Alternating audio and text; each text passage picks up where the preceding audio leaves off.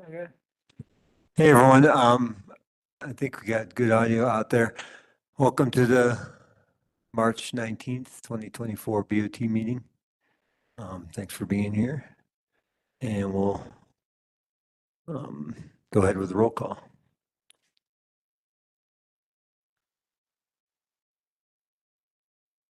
Okay.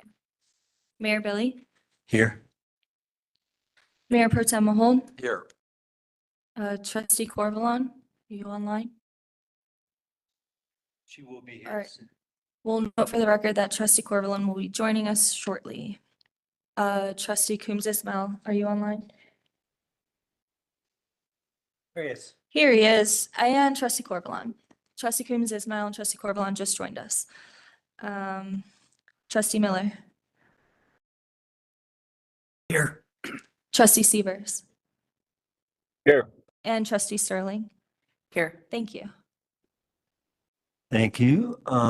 With that, we'll go right into our consent agenda. We just have one item, the minutes from the last meeting. Any clarifying questions or comments or anything for Miranda and Macy? It's refreshing to have just one item. It is. Well, I'll make a motion to approve the consent agenda. Second. Macy? Oh. Oh, yes, okay, thank you, because I'm just going off the packets we were emailed, so I didn't go online. So the minutes were amended just to kind of correct the trustee Coombs Ismail's, trustee Sterling's motion and trustee Coombs Ismail's friendly amendment on the logo, so, yeah. With that, Mayor Pro Tem Mahold, Yes. Trustee Coombs Ismail, yes. Trustee Severs, Yes. Mayor Billy, Yes. Trustee Sterling, Yes. Trustee Corvalon, and Trustee Miller. Yes. Thank you. With that, we're going to change the lineup a little bit. We're going to go to public comment on non-agenda items because we have some folks here that want to talk to us about something. So when you're ready, Linda, you can show them how it's done.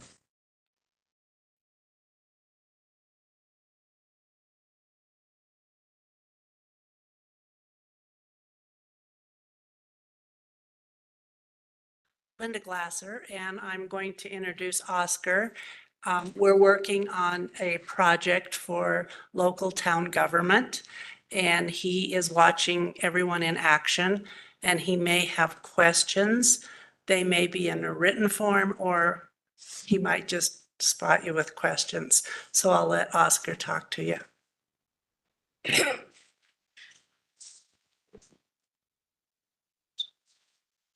My name's Oscar, as she said. So basically, I'm here on a school project.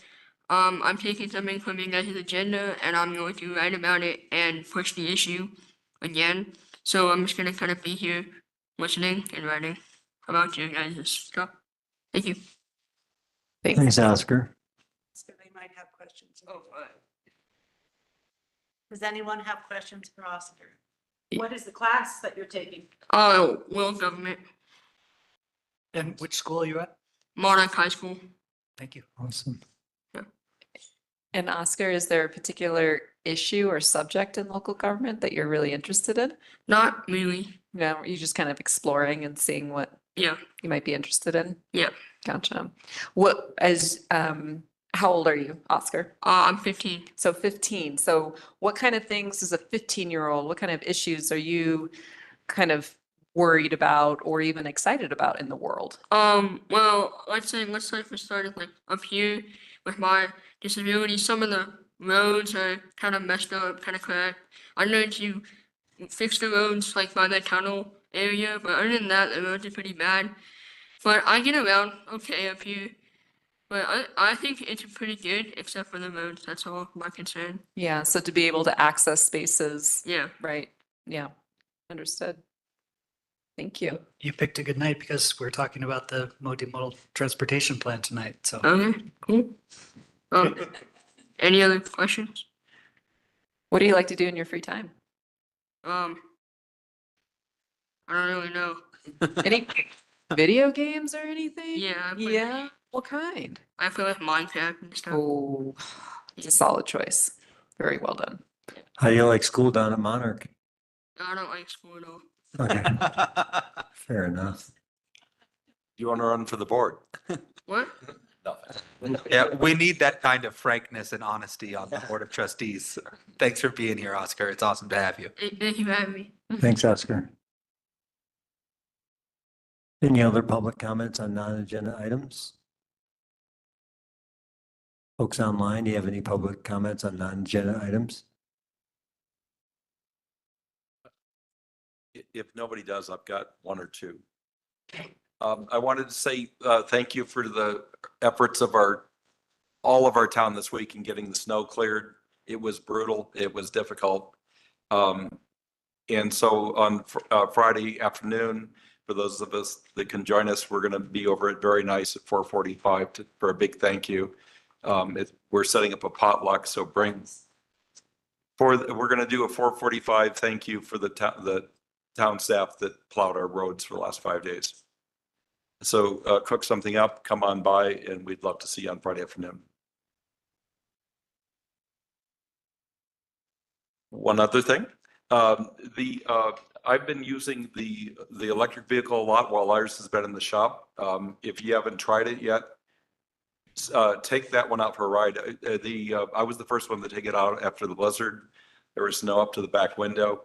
I just put it in reverse and four-wheel drive just blasted right through. And I made it all the way back to down to South Denver and back with plenty of charge. I'm to let people know that haven't driven electric before. I'm going to be setting up for Saturday afternoons to take people out for joy rides and get them experience to using the car share vehicle. It's really a lot of fun. And the people drive it? If they get set up, yeah. Okay. They're like, they gotta be, if they're signed up, they're insured up to $1 million. Otherwise I gotta drive.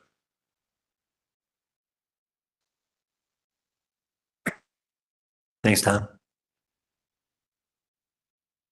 Any other public comments on non-agenda items? If not, we'll move into staff reports. All of our reports are in the packet minus Dawn. She'll do in March, April next month. Obviously, you can read it all there, but I think the biggest thing since we got rid of the reports is just I want to echo what Mayor Pro Tem Hold said. Our streets team was incredible since this snowstorm.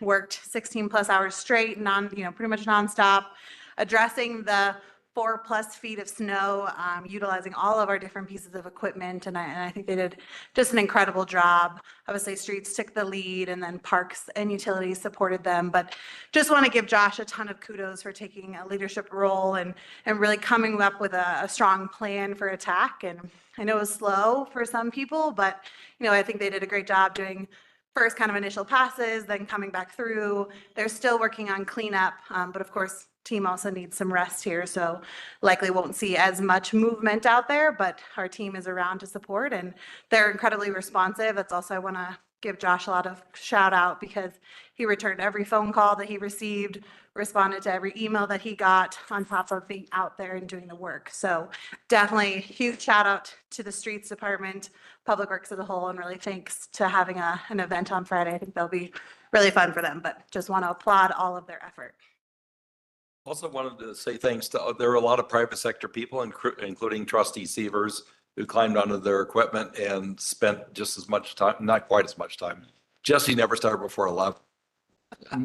But he did remarkable work and just a lot of people pitched in. It was, I think, the best in Nederland to watch us in action over the last few days.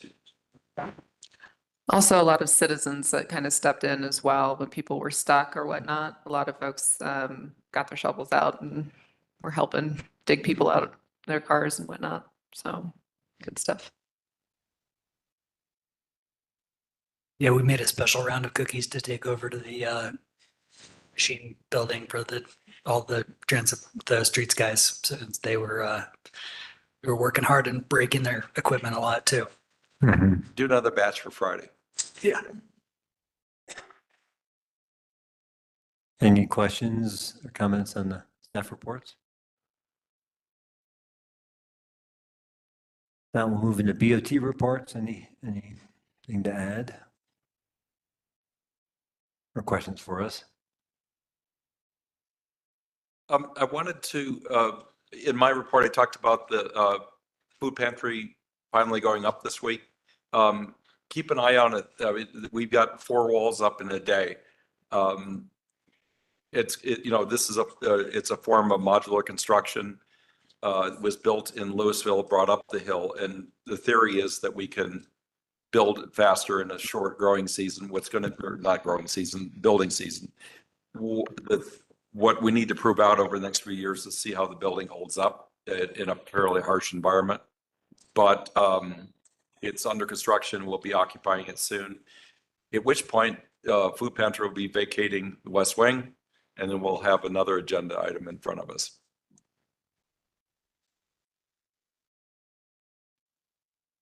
Thank you. With that, we'll go into our first informational item, the comprehensive plan and master transportation plan updates.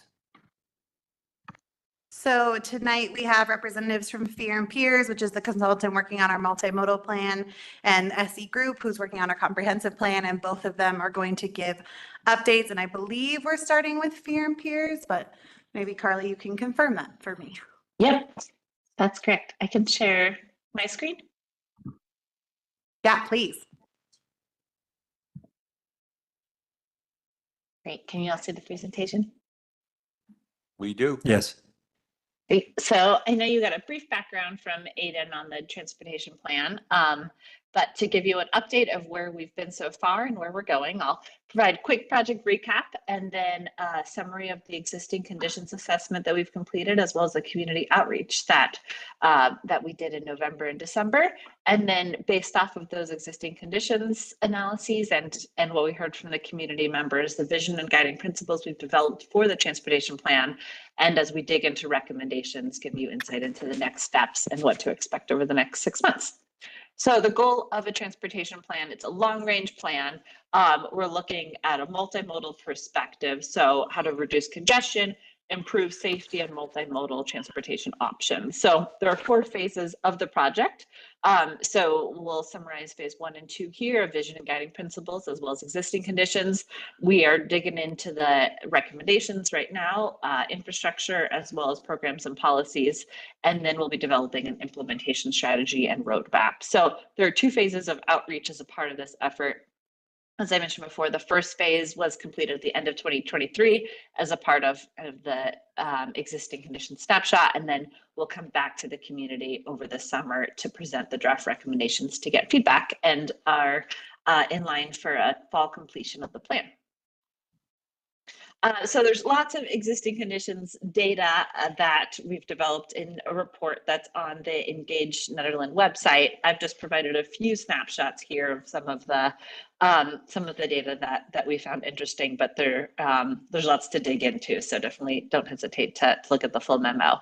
So jumping into travel patterns first, we looked at how many people are commuting in and out of Nederland throughout the region. So you can see this 98 is the overlap of people who both live and work in Nederland. So a pretty small percent of the population. So we've got a lot of people obviously working from home, but a lot of demand for regional travel. Thus the highest section of time that people travel to work is between 10 and 24 minutes, a lot of commuting to Boulder. Then we inventoried all of the pedestrian facilities, all of the trails in Nederland, got a tour with Nikki, which was really helpful, and created the first shapefile of trails and sidewalks in town.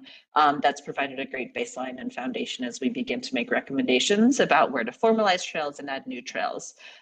So there are a few different categories of things. There's sidewalks that are concrete and ADA accessible. Then there are sidewalks that are crusher fine and not considered ADA accessible. And then there are trails that are formal and there are trails that are informal that are more desire lines. So it's helpful to understand this lay of the land as we make priorities of where we want to upgrade and where we want to fill in gaps to make sure we've got a connected network for people walking, and that network is intuitive as well with wayfinding signage. And a big part of this effort is parking. So we collected parking utilization on 2 different days of the bookends of demand. So this is the map of parking on a weekday before businesses open early in the morning. You can see that most blocks are less than 20% capacity. So there is lots of available parking. On the other extreme, we came during Harvest Fest and Farmers Market during peak leaf peeping. So are seeing that blocks are at capacity, if not over capacity, because of lack of signage, kind of providing clarity to users as to where parking is allowed, not allowed. We're going to come back in May and collect a count somewhere in between those 2 bookends. So we're understanding the more average day. But this is really helpful to know where are we seeing opportunities to kind of direct users. Is there a parking supply problem or is there a parking management problem? So far, our parking assessment has led us to a number of parking demand management strategies that we'll be recommending as a part of this effort, including pricing parking, time restricted parking, improving way signage and information to people about where available parking is to reduce cruising for parking, and thus sustainability improvements, congestion and safety improvements as well, but continuing to analyze parking. Parking demand management strategies are the phase 1 recommendation, with an increase in parking supply being a longer term phase 2 potential recommendation. And of course, when we come back to you all with draft recommendations, we'll present those related to parking as well, but just a peek into takeaways from the data collection effort. Safety. So we used the CDOT crash data to understand where are we seeing the highest concentration of crashes, how severe are these crashes, where do we see people walking and people biking involved in a crash. These are vulnerable users, and important to make sure that we're making recommendations that are able to address these users specifically and reduce the amount of severe injury and fatal crashes. Luckily, only 1 fatal crash in the last 5 years, and only a few involving those biking or walking. Not surprisingly, the concentration of crashes is around the roundabout, as well as kind of First Street and downtown area. And then we broke down what are those kinds of crashes. So this is really important to be able to make recommendations that can counter the common crash patterns and crash types that we're seeing. So fixed object crashes, rear end crashes, those tend to be lower in severity, but they are the more common crash type. So the roundabout especially, it's going to be an important one of our recommendations to upgrade the roundabout, as most of those rear end property damage only crashes are at the roundabout. Moving on from existing conditions, it was really important to supplement the data with how people feel. Maybe people aren't traveling in a certain location because they don't feel safe, or there are near misses that the crash data isn't capturing that we wanted to hear from the community. So the goal of going to the community at late 2023 was to have this community-based but data-driven approach, and to be able to supplement our data with community thoughts and feedback. So we had 3 different touch points with the community. We went to community Thanksgiving, probably saw many of you there. We went to the holiday market and had a number of boards that people could interact with, put sticker dots and vote on polling questions, as well as locations where they want to see bus stops, locations where they don't feel safe crossing the street, locations where they experience the most congestion. And then we had an online version of all of the same material for those who weren't able to attend in person. And cumulatively, we had almost 200 different touch points with the community through these 3 different efforts. So I'll provide a summary of the responses to those questions that we asked the community, and you can see how that's starting to feed into the recommendations. So we asked a polling question, both in person and online, about each mode. So starting with walking and rolling, we asked what is the improvement that is most important to community members? And we saw crossings as by far number 1, with sidewalks as a second. So walking along and across roadways is really important to community members.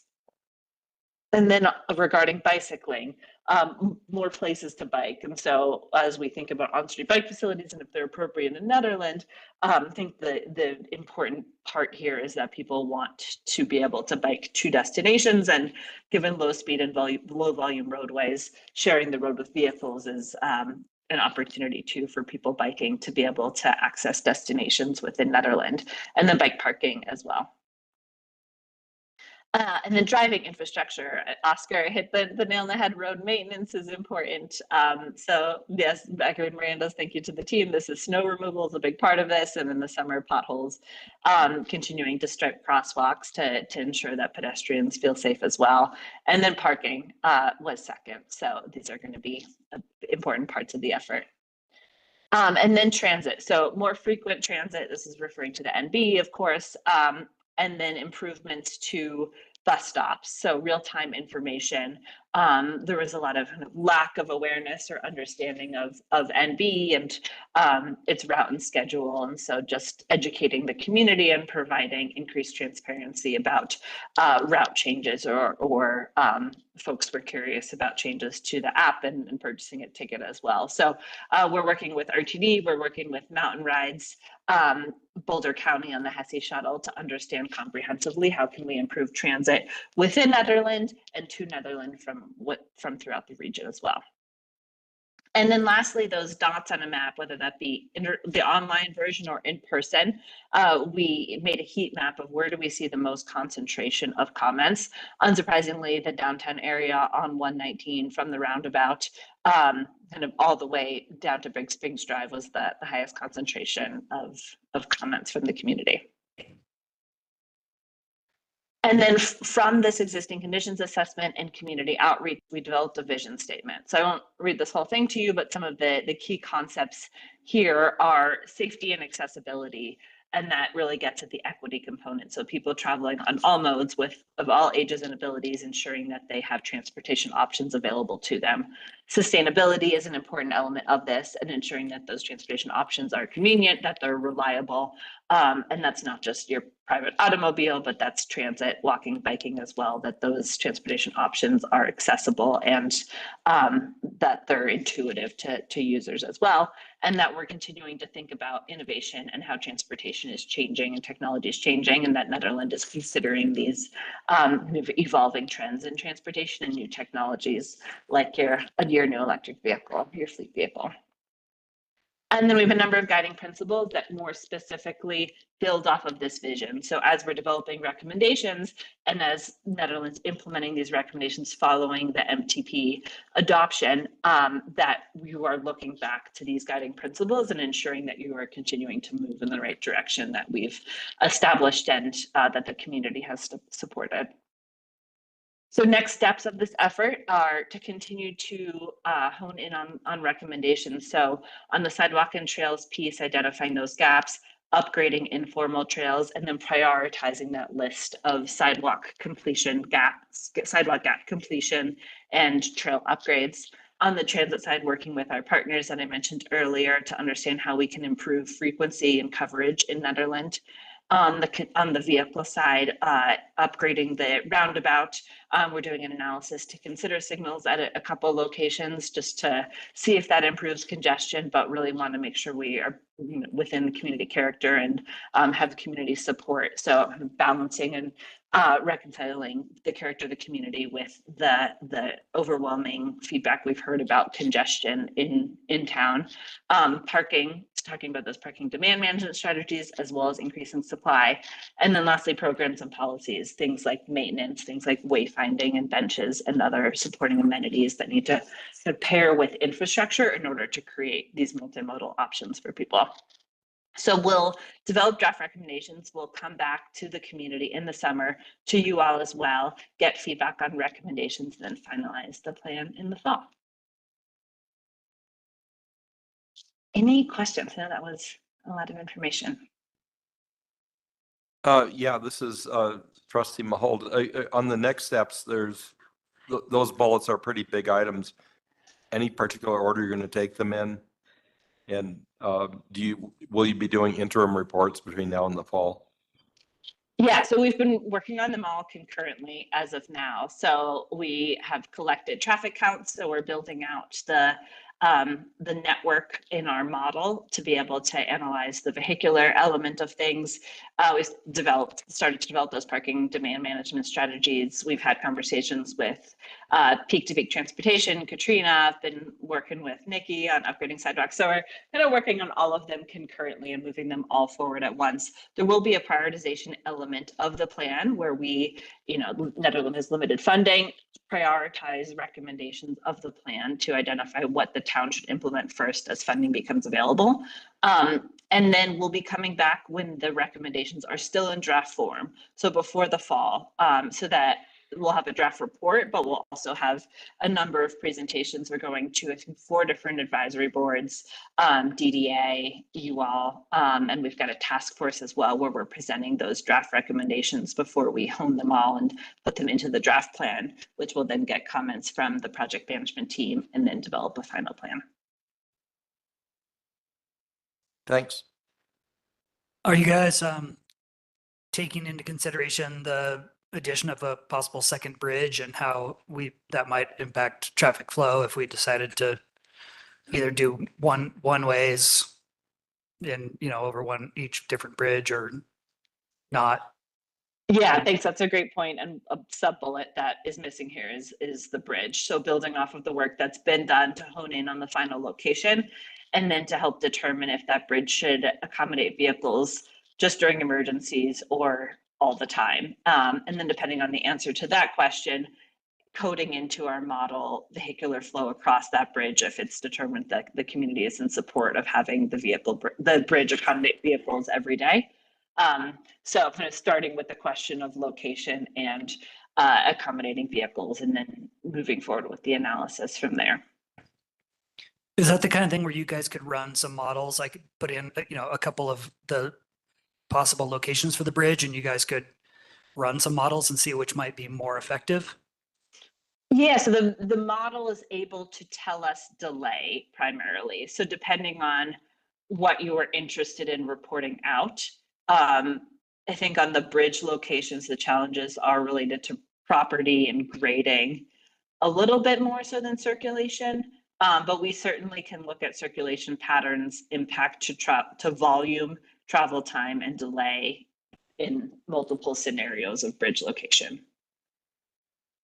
Yeah, for sure. It seems like just, with that, it's kind of between the roundabout and Big Springs being our main pain point, if we can find another way for people to get around that, might solve multiple problems. Mm-hmm. Yeah, and there's other qualitative considerations if you think about 2 one-way couplets, business access, speed, and safety. So most downtowns are moving away from one-way couplets and towards 2-way streets, Denver, Boulder, in that boat. And so wanting to also not just understand the travel time impact, but some of the business access elements and some of those lower speed, lower volume streets and what volumes they're able to accommodate and what the impact is to the character of the community if you were to have that be the through roadway for vehicles. Great, thank you. A question on the vision statement. At the very end, you talk about policies that adapt to emerging mobility and technology. Beyond parking, what are you talking about? Yeah, electric vehicle charging, autonomous vehicles is further out, but something that this is a long range vision. So we're thinking about 2050. What would policies that we'd want to consider when, as autonomous vehicles, maybe or partially autonomous vehicles were to come online, like center line striping that the vehicles can read. Without signals, connected infrastructure is a big one.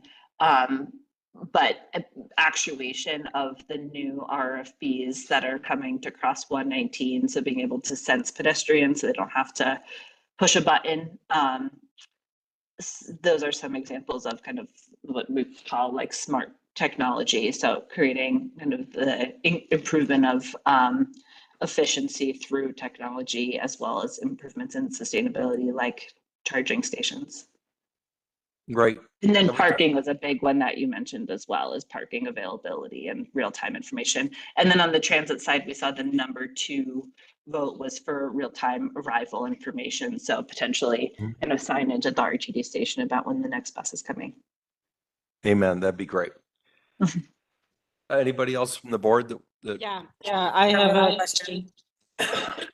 Wait. I'm feedback. I'm gonna shut my computer. Oh, what you do? Well, anyway, the question is, do you hear me? Yes. Have you guys considered underpasses for crosswalks at First Street in the visitor center, maybe by the bridge? Is that something that has been discussed in your research? We haven't thought about grade separated crossing, Well, a grade separated crossing at that location. Please but that's- research that. Yeah, that's a great addition. Thank you. Yeah, I mean, overpass is kind of ugly, so I think under, and I understand that probably over half the people will refuse to do it, but if we can divert some people down underneath and not stop traffic every time someone crosses the street would be good. Yeah, thank you. Others? Yeah, this Bill, yeah, I just have a question, kind of piggyback on Tanya, that, one neighbor of mine had suggested, for an underpass, something, I don't know, it might be the easiest way because it would potentially use the existing bridge, but it would take off from the south side, near the south side of the covered bridge, cut a diagonal across the creek and go under the existing bridge and then come up at a ramp next to the visitor center. So that's just an idea of, one way that theoretically might be the minimal amount of construction, but obviously there's going to be issues with CDOT in the creek, but just an idea that was floated. Yeah, that footprint is helpful. And I think flooding is a big piece, and then working with CDOT and getting the kind of the footprint on either side of property boundaries and parcel ownership will be some of the things we'll think about. Yeah, thanks. Billy, you got the wheel? Yeah, I'm just about to head back. Miranda, is are someone from SE Group up next with the comp plan update? Yes. Okay, great. So I'll hand the baton to you, SE Group. I guess I also just want to confirm though, I mean, Carly you were done. Yes, Carly? I know you only had- Yes, I am. Oh, There are no sorry. more questions. So thank you. Okay. I was wondering if Oscar might have any questions Oh, yeah. or comments.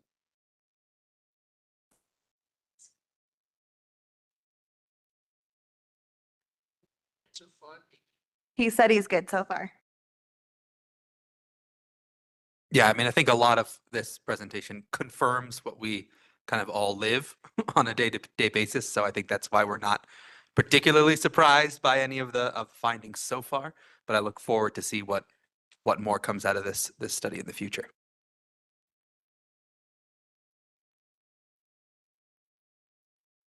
Miranda, do we need public input or questions? No, it's informational. So if Okay. you want to move, it looks like Aiden's ready. If you want to move to Aiden and Caleb. with Yeah, SE Group.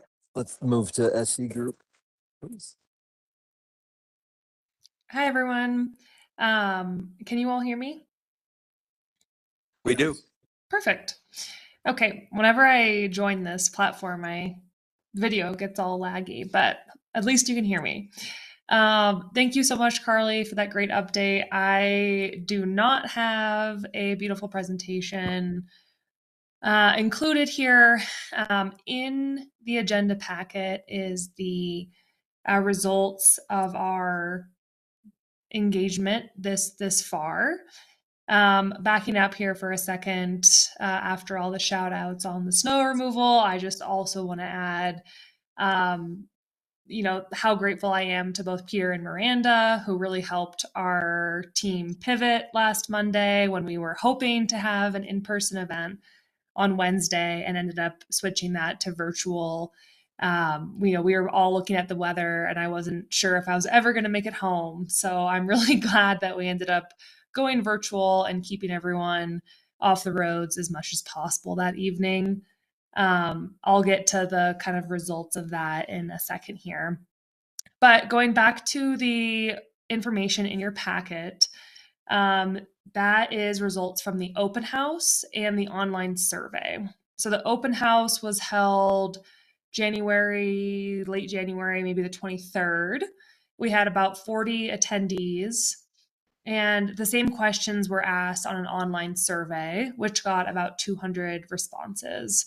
So that information there is, all of those survey responses or all of the engagement responses in one document. And there are distinctions where if the in-person workshop differentiated slightly from the online survey responses. I know that your packet was super long, but I would really recommend reading through the content. You'll get to see people's vision responses on a variety of topics, as well as what the community feels is important to focus on and prioritize for things like housing, sustainability, economic development, and the downtown. Because the downtown, I think, has a lot of energy and focus behind it right now, that is why our group decided to hold, in collaboration with Janie from Studio Seed, hold the downtown workshop. So the virtual one was last Wednesday, and the in-person one is tomorrow. So if people didn't get a chance to attend, or you have a neighbor who was super excited but didn't get to attend last week, let them know 5 to 7 in the very room that you all are sitting in right now. That will be the same session that was virtual, but we're hoping to have people attend in person. If you did participate virtually, there's nothing against participating again, but you don't have to. It's the same content. So if you have any more feedback, feel free to email me or Cheney, and we can work through that. I'll pause there before I go on to next steps. Does anyone have any questions on anything in the survey results or process to this point? One, on page 94, you talk about lack of affordable homes versus lack of available units. What's the difference? Yeah, so I think that would just be based on income levels, where some communities maybe have homes available, but they're just too expensive for the people who are looking for them. So I think that would be the main distinction there. So just to clarify that, those top two, lack of affordable homes and lack of available units, does that mean that we are lacking available affordable units, or that we're lacking both units at any price and also lacking affordable? Because I seem really, they're about the same number of response values. Yeah. No, I can see how that would kind of be tricky. I would say, leaning on results from the housing needs assessment, the former, I think, is the main one. So there's a lack of affordable units, period. I haven't dug into what is currently available right now, but my understanding is that there is quite a need to continue to provide more units over time, and skewing towards middle and lower income groups.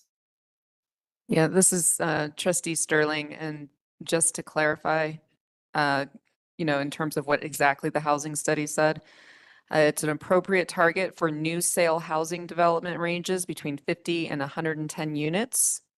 So for new sale housing, and then it has been determined that an appropriate target for new rental housing development currently sits between 65 to 150 units. So at a minimum, between for sale and rental units, we need 115 units.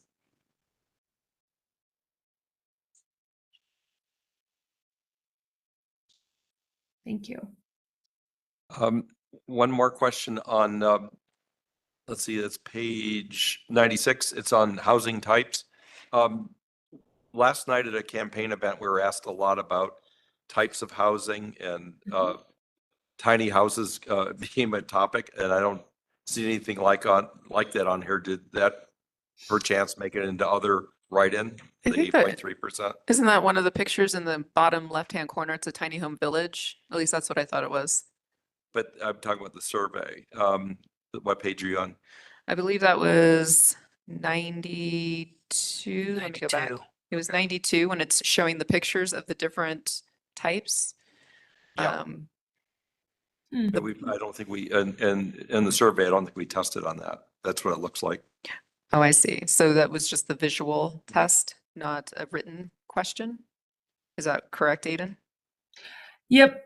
So to Tom's question, I would say the closest that we got to asking about tiny homes specifically was talking about accessory dwelling units. I understand that those are not the same, but there definitely was very strong support for ADUs.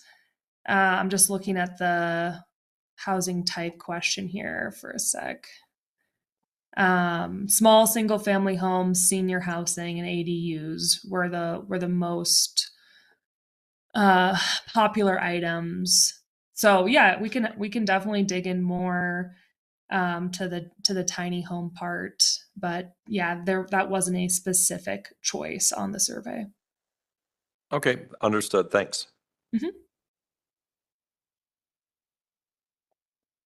Perfect. The other items that I wanted to talk about are just our next steps. So we'll have the downtown workshop tomorrow kind of mark the end of our initial engagement period. And the results and information from that, we'll try to jump right into getting a summary out.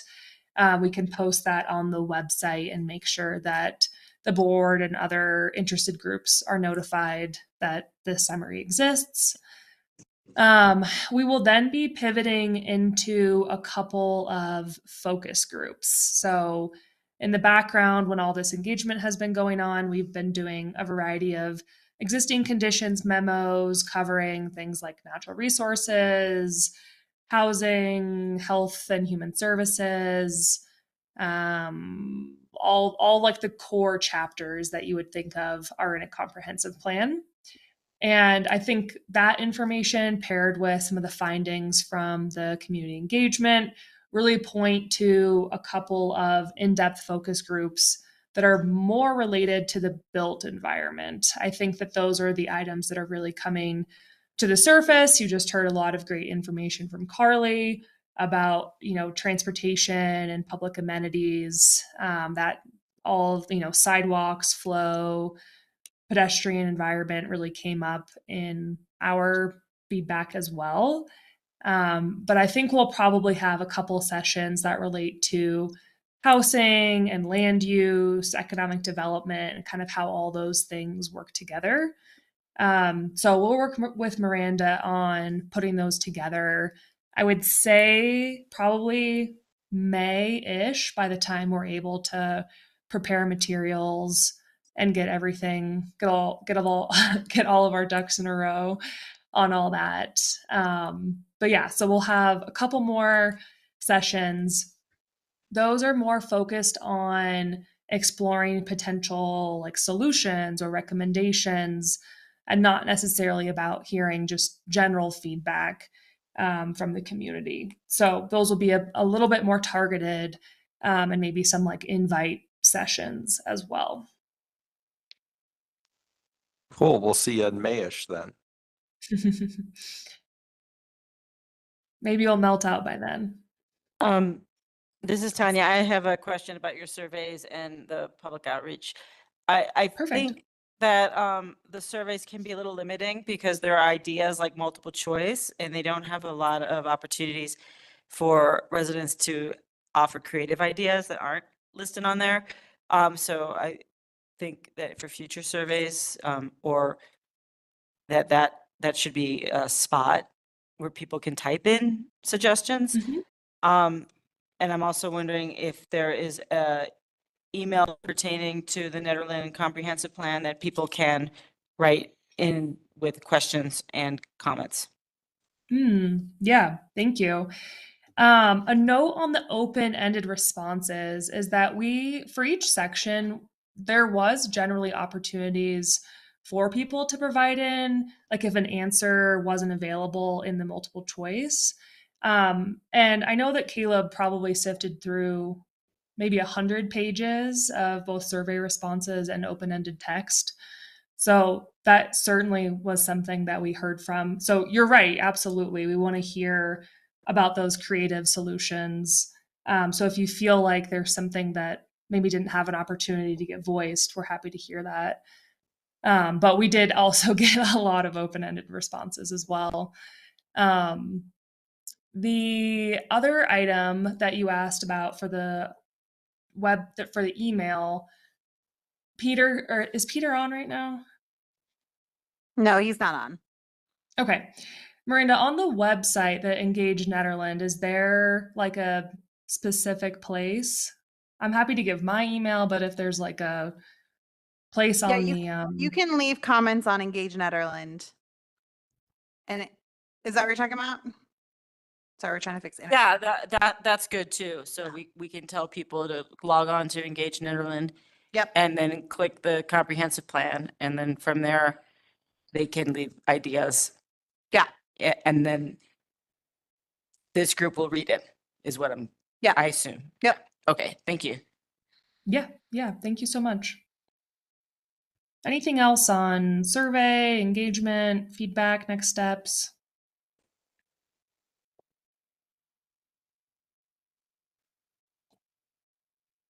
So it's 5 to 7 tomorrow night, Yep. in person only, just to be clear. And yeah, I mean, I was on last Wednesday and it was really quality presentation and meeting. Cheney did a great job, and frankly, it was a lot better than I thought it would be. So great job, especially for changing your format and pulling it together in a day and a half. So. Yeah, thank you. She really knocked it out of the park. Yeah, because you could tell some of that stuff was meant to be like on tables and kind of, looked at differently, and nonetheless, you made it work. Yep. There is an online survey that should have everything kind of in one package for that as well. I believe that is on the Engage Nederland site, but I will double check right now and work with Peter if it is not there. But that should allow people who were not able to attend either session the ability to answer a couple questions on downtown infrastructure, community character, traffic flow, pedestrian flow, all those things that we covered.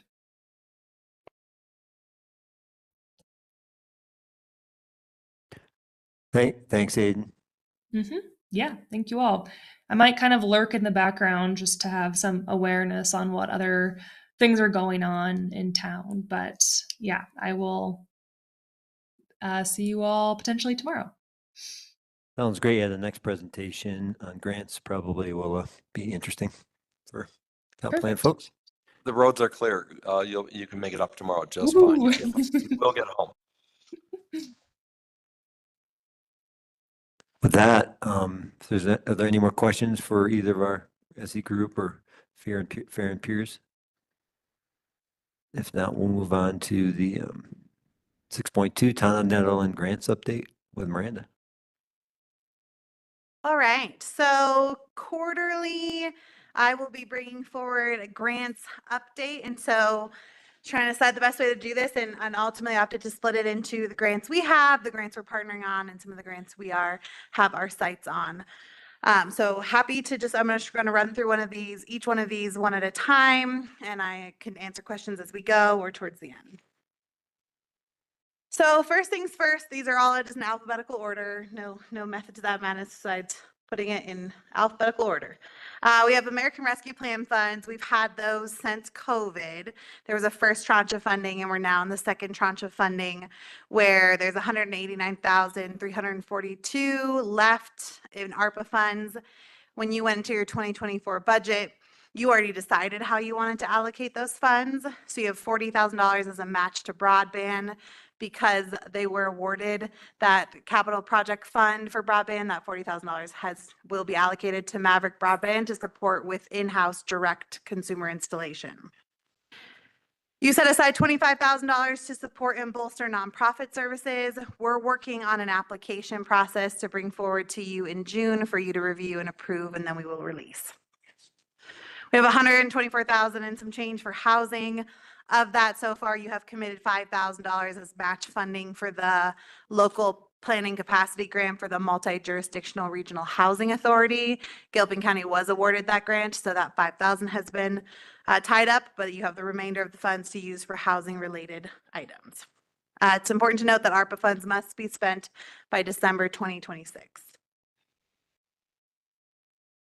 Big Springs Egress, this is a FEMA grant. So as a reminder, in 2020, the town received congressionally directed spending for Big Springs Egress. At the time, the question before that board was, do you want to utilize it to build a route that had already been studied, or do you want to study more?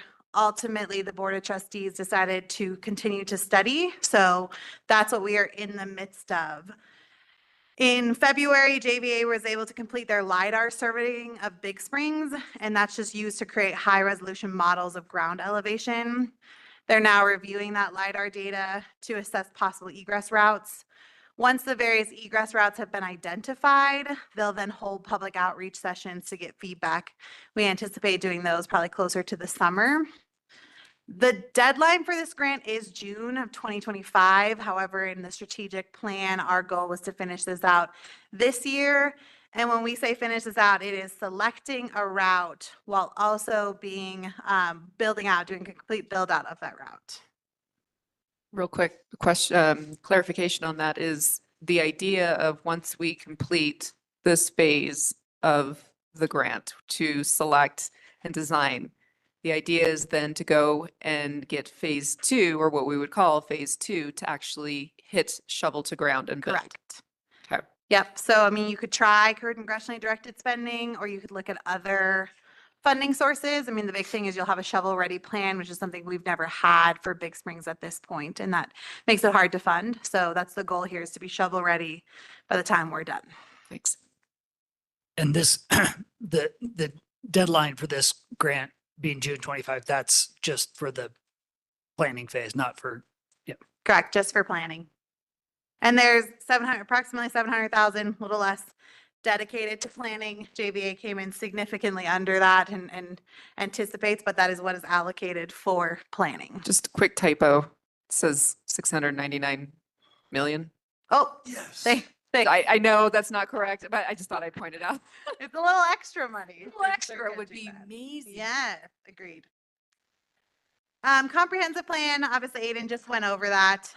As you know, SE Group is working on doing a lot of the stakeholder engagement. There's the downtown sub area that has an anticipated completion of end of year. We are on track with that project, and it is a 50-50 split where DOLA funded half of it and you are funding half of it. Charge ahead electric vehicle infrastructure. So as you know, we need to install our level 3 fast chargers. We received a charge ahead grant for $50,000 for that fast charger. That fast charger actually costs approximately $75,000. And so we're going to be seeking reimbursement from Excel for the $25,000 difference. And they're also covering the cost to upgrade the infrastructure that is needed to install those chargers. They have pulled permits with Brit, and so now we're just kind of waiting to see when they move forward with the work. It's important, though, that we have these chargers installed and transmitting data. So they can't just be installed in October. They need to be probably installed midsummer to transmit data in order to get the charge ahead money. Excel is aware of that timeline, and charge ahead doesn't understand we're delayed, and both parties seem comfortable and confident that we'll hit that target. We have the grit removal. We've actually finished all grit removal. That was finished in January. So we are currently working on finalizing all the paperwork to get back the remaining funds. Just a reminder of why we did grit removal. We had to because of the wear and tear that the grit was coming through our system and wearing down our pumps. And so this is really necessary to avoid all that extra mechanical breakdown. Do we have any method to make sure or to determine that removing the grid is actually providing the benefits that we think it will? Yeah, I mean, JVA will continue to monitor its effectiveness and efficiency. And I think we're also just going to see that in maintenance costs.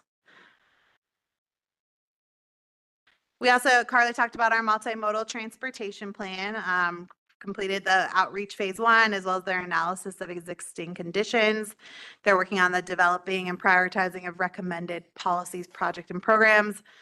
Goal is to complete this by end of July, and all things seem to be on track there.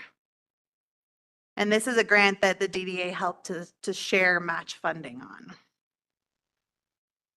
Boulder County co-responder, that funds Lynette Anderson, who is our co-responder. It is, so we received 167,890, and that covers her full-time salary. A little bit tricky here, though. You know, by the time we were able to really get the co-responder in place, it was November. So in going back and looking at the grant, talking with our grant person, these funds are actually set to expire in June. So we had applied for a second round of funding and haven't found out if we were awarded or not. But if we're not, then I have to beg for an extension in order to keep Lynette on through November. Otherwise, we're going to come back to you and talk about funding for her position.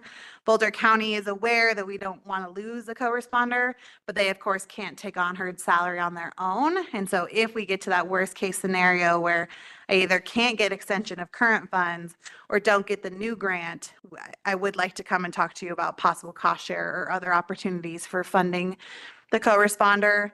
I did talk to Asa for a little bit, and he feels like it's a vital service for town. And so he too would talk to the sheriff's office and see what we could do if we end up in a worst case scenario situation. So I have a question. Her position is full-time, and there has been a need for that, and she has been working full-time. Yep, she works full-time up here, and she's done a lot of case management. She sends out recaps every week of the individuals in our community that she's servicing. Our co-responder does kind of fall in the jurisdiction of Boulder County Sheriff's, though, so she is supporting people right outside our boundaries within that 7 miles. But she does an incredible job. We've had some individuals experiencing crisis, and she's always there to go meet with them. A lot of praise from the sheriff's office and the fire department for the support she provides, especially during mental health crisis. Does she go by herself? No, she always goes with law enforcement. Okay. Yeah. In terms of the cost sharing, what does that look like? Does that mean cost sharing with some of the other, towns nearby, or? No, it would be cost sharing with Boulder County co-responders. Like they Oh. pick up half, we pick up half. Maybe sheriff's, we would try to figure out how to do it in the third. When Mayor Pro Tem and I were at the consortium of cities, we brought up the funding being a big concern. So I think there's also a possibility of going to the commissioners and talking about their ARPA funding. I think we'd have to get really creative here if we can't seem to make this work. So June's coming up soon.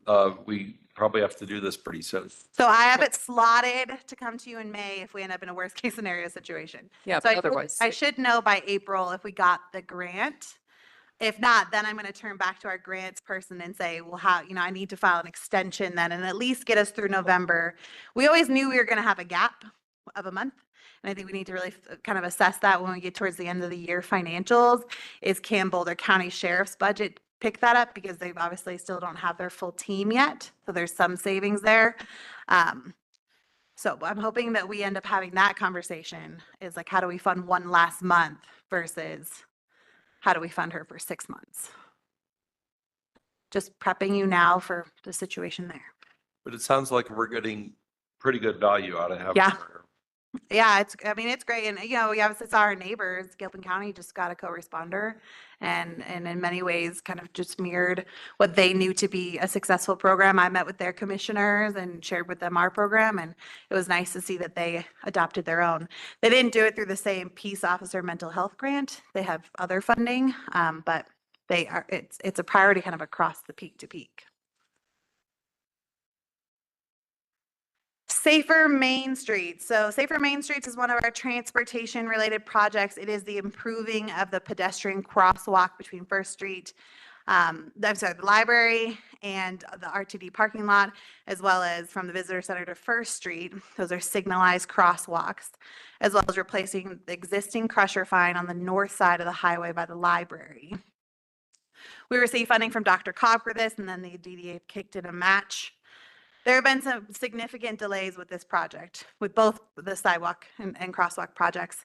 Unfortunately, it's in regards to CDOT. CDOT's reviews have been taking substantially longer than we expected. And we still, to this day, haven't heard back from them approving the designs.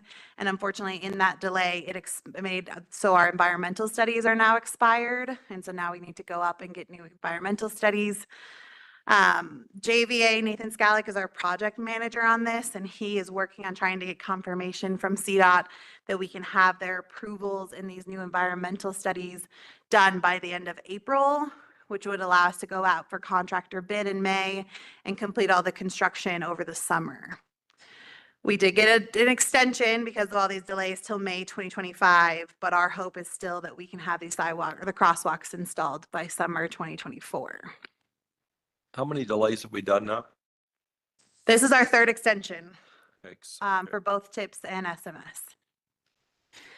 And just for everyone's clarification, when it says installs traffic calming components, that just means the flashing lights. The flashing lights, but we're also looking at like, could we do alternative pavers or something that would change the makeup so you could really tell where your sidewalk is.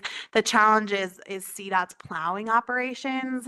And so then there was talk of like just using, really bold paint, but again, it's all going to wear and tear. So the goal is to try to do something to change so that when you're coming up on the crosswalk, you've got the lighting and then you also have like a physical change in the asphalt potentially.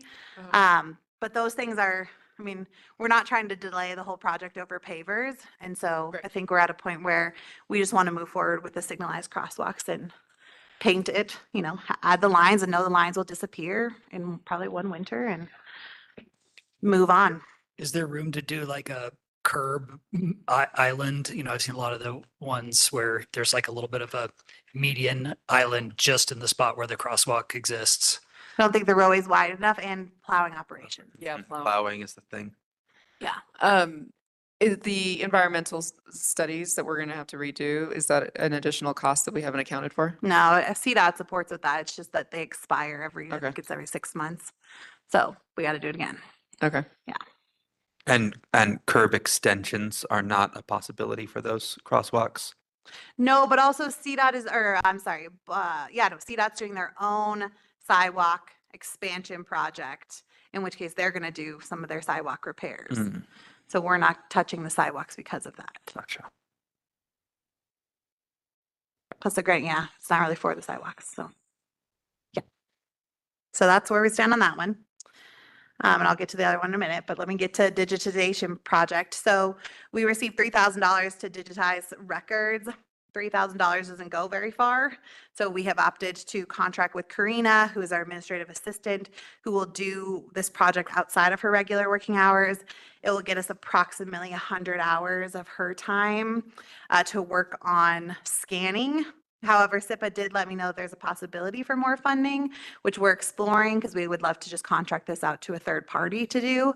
But for the money we have now, we're just going to get started and do the scanning with Karina's support. So we're going to focus on ordinance resolutions and minutes to start to make sure those are all in place. And then of course, we'd love to move to the other boards and commissions, but we'll start there. Going back how many years? As far back as we can go in 100 hours. I was just going to ask, do we have an idea of what that is? Yeah, so Civic Web has up until 17, 18. So we can start at that point and work our way backwards. Yeah. And then Muni Code has ordinances probably dating back to maybe the same time range. So we're obviously going to utilize anything we already have, we're not going to double scan. So she'll do an inventory of Civic Web to see what's on Civic Web and Muni Code and then work backwards. And so then basically we're going to be uploading those documents back up into Civic Web, all the new ones. Correct. Okay. The Environmental Sustainability Matching Fund, this is the match that goes towards Leah. Leah this year will be a part-time employee, so this partially funds her position. She is on parental leave, but is set to come back next month. One thing I want to note here, though, is you can only utilize sustainability matching funds for 5 years for a sustainability coordinator, which means in 2026, the town will need to determine how to fund, whether full-time or part-time, how to fund that position without grant funding or alternative grant funding.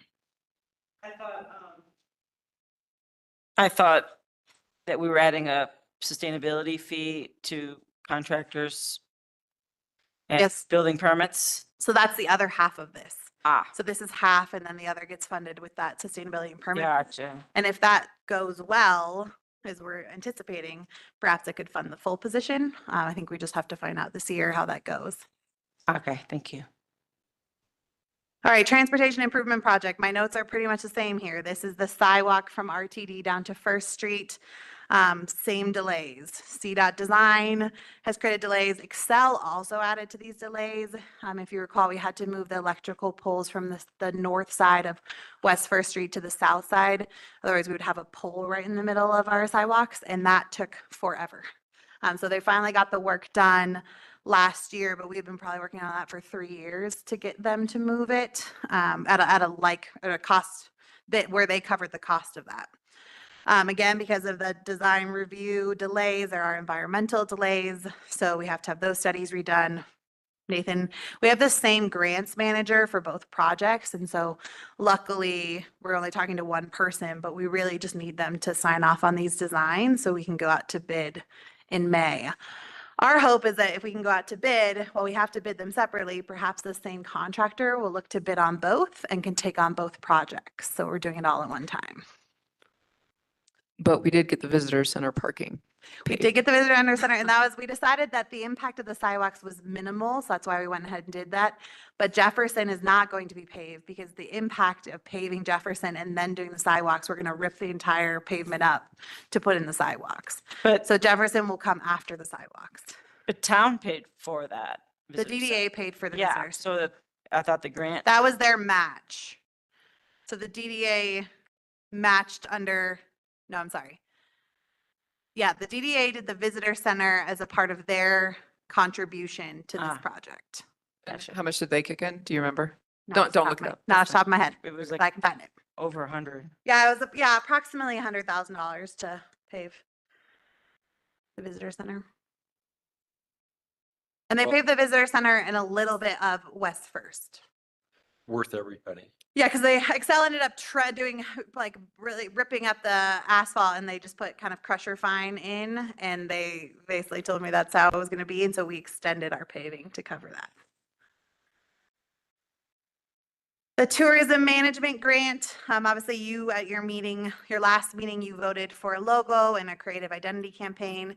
So Godot is now working on kind of the brand book, and that will allow us to hopefully get CTO approval, and then we can launch the brand. The one thing here though is due to the additional time Godot had to spend on the logo, we did have to scratch the mini documentary, and now we're just focusing on digital and print advertising and marketing. That was a requirement of the grant, and the documentary was going to partially meet that component, but now it's just going to be digital and marketing and physical marketing. And then we have to close this grant out by April. We did meet with CTO, and they just said that was essential. I know we've gone on quite a roller coaster here with this, and so they hope that there's no reason for us to delay and we can still just meet the grant timeline. Miranda, I have a question. So the logo, which they submitted to us that we sent back for reworking, that extra time is now our sacrifice because we're not going to get the mini documentary that was originally promised? Correct.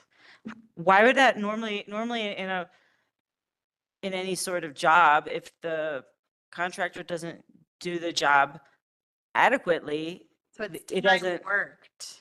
Yeah, but even if, to me, it doesn't make any sense because they submitted something that was overwhelmingly not enjoyed by anybody. Sure. Except for maybe 1 or 2 people.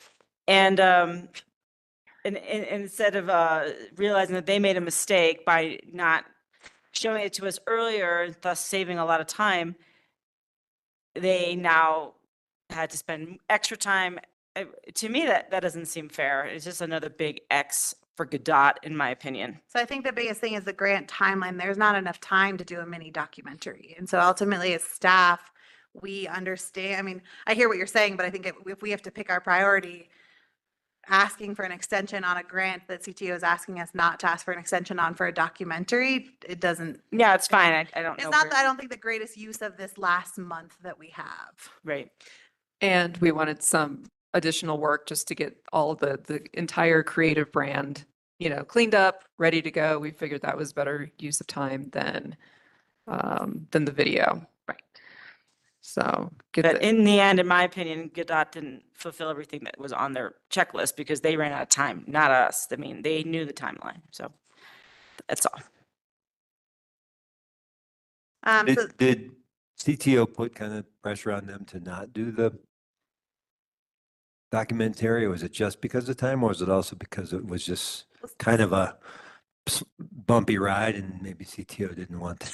CTO didn't fully understand the documentary and how that was going to fulfill the educational part of this campaign. This was not a Um, request from us, from town either. Correct. The It was their documentary. proposal. This was, This was their idea. this was in the first- Godot's idea. And we said, okay. But when it came down to it, we really wanted the creative assets rather than the video. Yeah. Correct. I mean, I feel like the video could cause even more consternation. Yeah. Well, and And the- might not be worth the, yeah. That's, to some degree, that's what I got from Becca in an email with them recently was CTO thought it was just wise to not do a documentary. Yeah, It's you know, good. I think ultimately as we as staff, it was actually our recommendation that we really wanted to prioritize the digital and print materials. And so, and knowing, so actually CTO said we have until Friday to get the whole brand book done. So I just think the timeline, you know, in many ways, the timeline has a larger influence here. And what do we want ultimately is the materials to do the communication about what it means to come to Nederland and be a responsible visitor. So. All right, we have a lot of partner grants, which is really exciting. I was excited to put this section together. The first is we've partnered with the Peak to Peak Housing Human Services on a couple of things, but one of the recent ones is mental health funding. So Katrina really wanted to go for some mental health training programs, but because the Peak to Peak is not a 501c3, they're really just a support organization. They needed a fiscal sponsor to apply. I reached out to all of you and asked you if that was okay, and you supported it. She received $37,000 to do a series of mental health programs. Still working on that professional services agreement that of course will come to you for approval. And then Katrina and I will talk about how these funds get allocated and how the trainings get set up throughout the year. But pretty cool that she was awarded some of that funding. The town is also going to be a recipient of a called Boulder Bear Coalition, a grant that they received where they're going to purchase 200 bear resistant trash containers. They have identified that they want to first distribute these in Old Town, mainly because that's a high density residential area. And it was recommended by the Colorado Wildlife Team to start with Old Town. However, after Old Town outreach is done, if we're able to distribute cans to other parts, we absolutely will.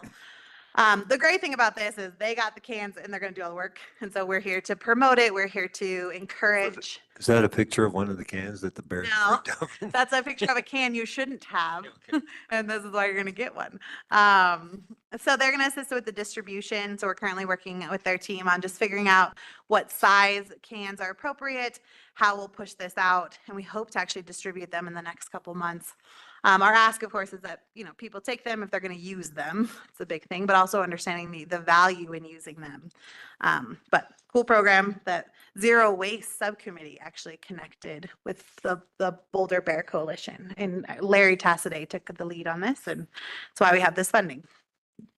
What do they cost a piece? Out of curiosity, what are each of the cans? I don't know.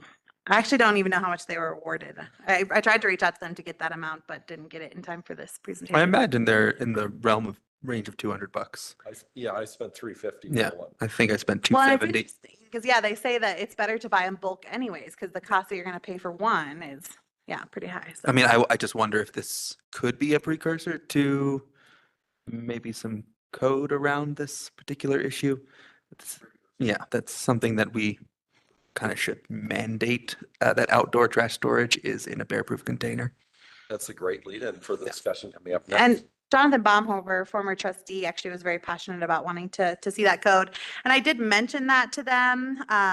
They were happy to support us. And also that the short-term rental code that's coming your way has a requirement for bear-resistant trash containers for all short-term rentals. So I feel like that's also kind of getting that started. But they also offered to be a resource that, if that short-term rental code goes into effect, perhaps there could be a bulk buy of short-term rental owners, and they can help with that. Broadband, you all know this, but we partnered with Maverick and Gilpin County, and we were awarded a combined total of $17 million between the amount that we got from the Capital Project Fund from the Colorado Broadband Office and what Maverick they came with a 50-50 match. So what's going to happen right now is We meet weekly to talk with Maverick as well as Gilpin County and Clear Creek County just to discuss what's going on. Maverick is working on finalizing their fiber network plan and going with CDOT because they're going to run it along the highway in many areas. So they're finishing their plan, but they actually hope to get Nederland started this summer and would start with us and then move their way to Gilpin. I did put this in my staff report, but our rebuttal or our against T-Mobile and Verizon was accepted. Our challenge was accepted. They have an opportunity to challenge our challenge. I'm hard pressed that they will be successful in doing so, because for everyone who reached out, and thank you for everyone who did, we ran your addresses through Verizon and T-Mobile and took screenshots of all of those. We don't serve you, and included it in our complaint. So that should work, because if for some reason we weren't accepted in that challenge, it would mean 480 homes in the heart of Nederland wouldn't be eligible to be connected under capital project funds. So the impact would have been pretty big to the town of Nederland. Surrounding communities would have still benefited, and Big Springs and some of those areas and Sunnyside, but it was really the heart of Nederland that was not going to be able to connect to fiber. Thanks for taking the fight back to them. Miranda, what's going to be the monthly cost for connecting to the broadband? They don't have that information yet to release. And so that is the thing, is Maverick, of course, is an independent provider. And so if you're with another provider, they likely won't be eligible to connect into Maverick's network until the first year. That's something that they're evaluating, and that's something they get a choice of. So users would have to decide to switch to Maverick unless those current or the ISP providers work out some sort of arrangement with Maverick to feed into their fiber network. So if I'm on CenturyLink, I can cancel that and join Maverick if the price was right. Right. Yeah. And that's their goal, is to make it reasonable. That was always their intention. And so even if they, say we lost those homes in Nederland, their intention was actually to fund this. They want to do the right thing, but I just don't have that's what they're saying. I just don't have the numbers for anyone yet. Gotcha. Do we know where they operate so we can check references on how They're the internet works? Parker, and they operate most of Eagle County. So there's climate pollution reduction planning grant. This is kind of something we're doing with Dr. Cog. There's a Front Range Beneficial Electrification Network that's been working with Dr. Cog on securing funding for a climate pollution reduction. For the climate pollution reduction planning grant. So we've sent a letter to Dr. Cog asking that they support our proposal for this decarbonized Dr. Cog, and we're waiting to hear back. I don't know if Tom has any update from a Dr. Cog. No, it's on the docket for the next meeting. Okay, so we're just waiting. But what exactly? Because The decarbonization. tough one is Leah Grant, and I am just barely Okay. keeping it alive. Okay. Gotcha. I'm Um, just curious what decarbonization, what that would mean for us. What does our participation look like in something like this? I think it would be a baseline analysis and just recommendations. I see. So it's just an analysis. Correct. It's The just, plan. let me see what you guys are all doing up there And it's not just for Nederland. So it's all of Boulder County. The FURBN includes all of Boulder County as well as some outside entities, but it's mainly Boulder County leading the charge. Okay. The Colorado Wildfire Plan, Boulder Watershed Collective received the funding to update our Colorado Wildfire Plan, and we partnered with the fire protection districts nearby. We are currently updating the first, I think we're on chapters 1 through 5, amending those. They did complete all of their outreach, so now it's just about preparing the documentation, and so I am serving on that committee along with the fire department to pull that together. And this is just a report? Correct. Mitigation outreach, so Boulder Watershed Collective, so this one's not awarded yet. So they apply for a $17,600 grant to do wildfire community outreach and education. The reason this is great is they want to basically leverage our 10,000 and almost double it. And so it would take the 10,000 you allocated for wildfire and emergency management outreach and tack on $17,000 to that bucket of money, which would allow us to go a little bit further. The only ask in return is that we do the support on a larger network, that we grab our Boulder County neighbors in our outreach efforts to make sure that people are mindful of things like defensible spaces, fire resistant siding, and other measures that they can take to protect their homes and their neighbors' homes. So there's no matching requirement for this? So the 10,000 would be leveraged as match if it was awarded, but it's not really match, it's just supplemental because we're already using it on it. So basically, they're just asking for a dollar plus. Yeah. That you have something that you're already contributing. They wrote into the grant that Nederland had already allocated $10,000, which we had, and so then that's what they're saying is kind of they want to utilize the 10,000 and then attempt to almost double it. And are there any constraints in what we can use the money for? No, it just has to, I think it would go larger than Nederland, which I think we've always done. I think Nederland has always positioned themselves to do larger outreach and education. So that's the only ask is to grab Gold Hill was a big partner in writing the grant. And so getting our peak to peak Boulder County neighbors involved in kind of a joint outreach effort. I know just because I looked ahead on the agenda, but can you tell everyone else when the emergency plan is going to come before the BOT? It's set for end of June. Is it June? June, It's beginning of but I think when I'm talking to Mayor Pro Tem, I think we're going to try to figure out how to maybe push it up to May. But right now, you're right. It's set for June. Yep, set for early June right now. What is?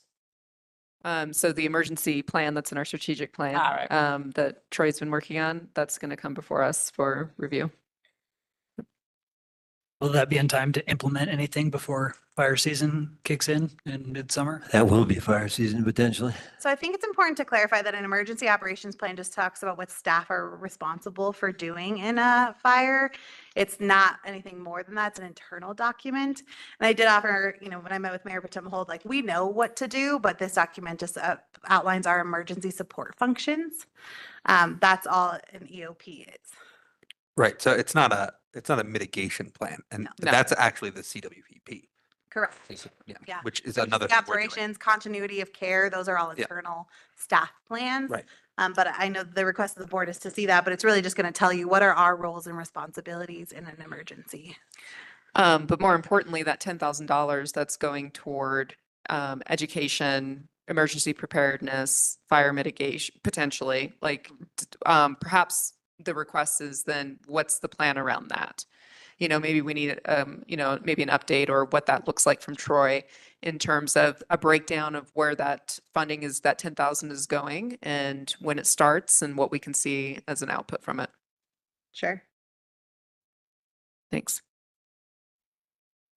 The next one is the Multi-Jurisdictional Regional Housing Authority. I'm very excited about this one. The Gilpin County had reached out. They had a local planning capacity grant and knew that the Peak to Peak Housing and Human Services was starting to do research into a multi-jurisdictional housing authority.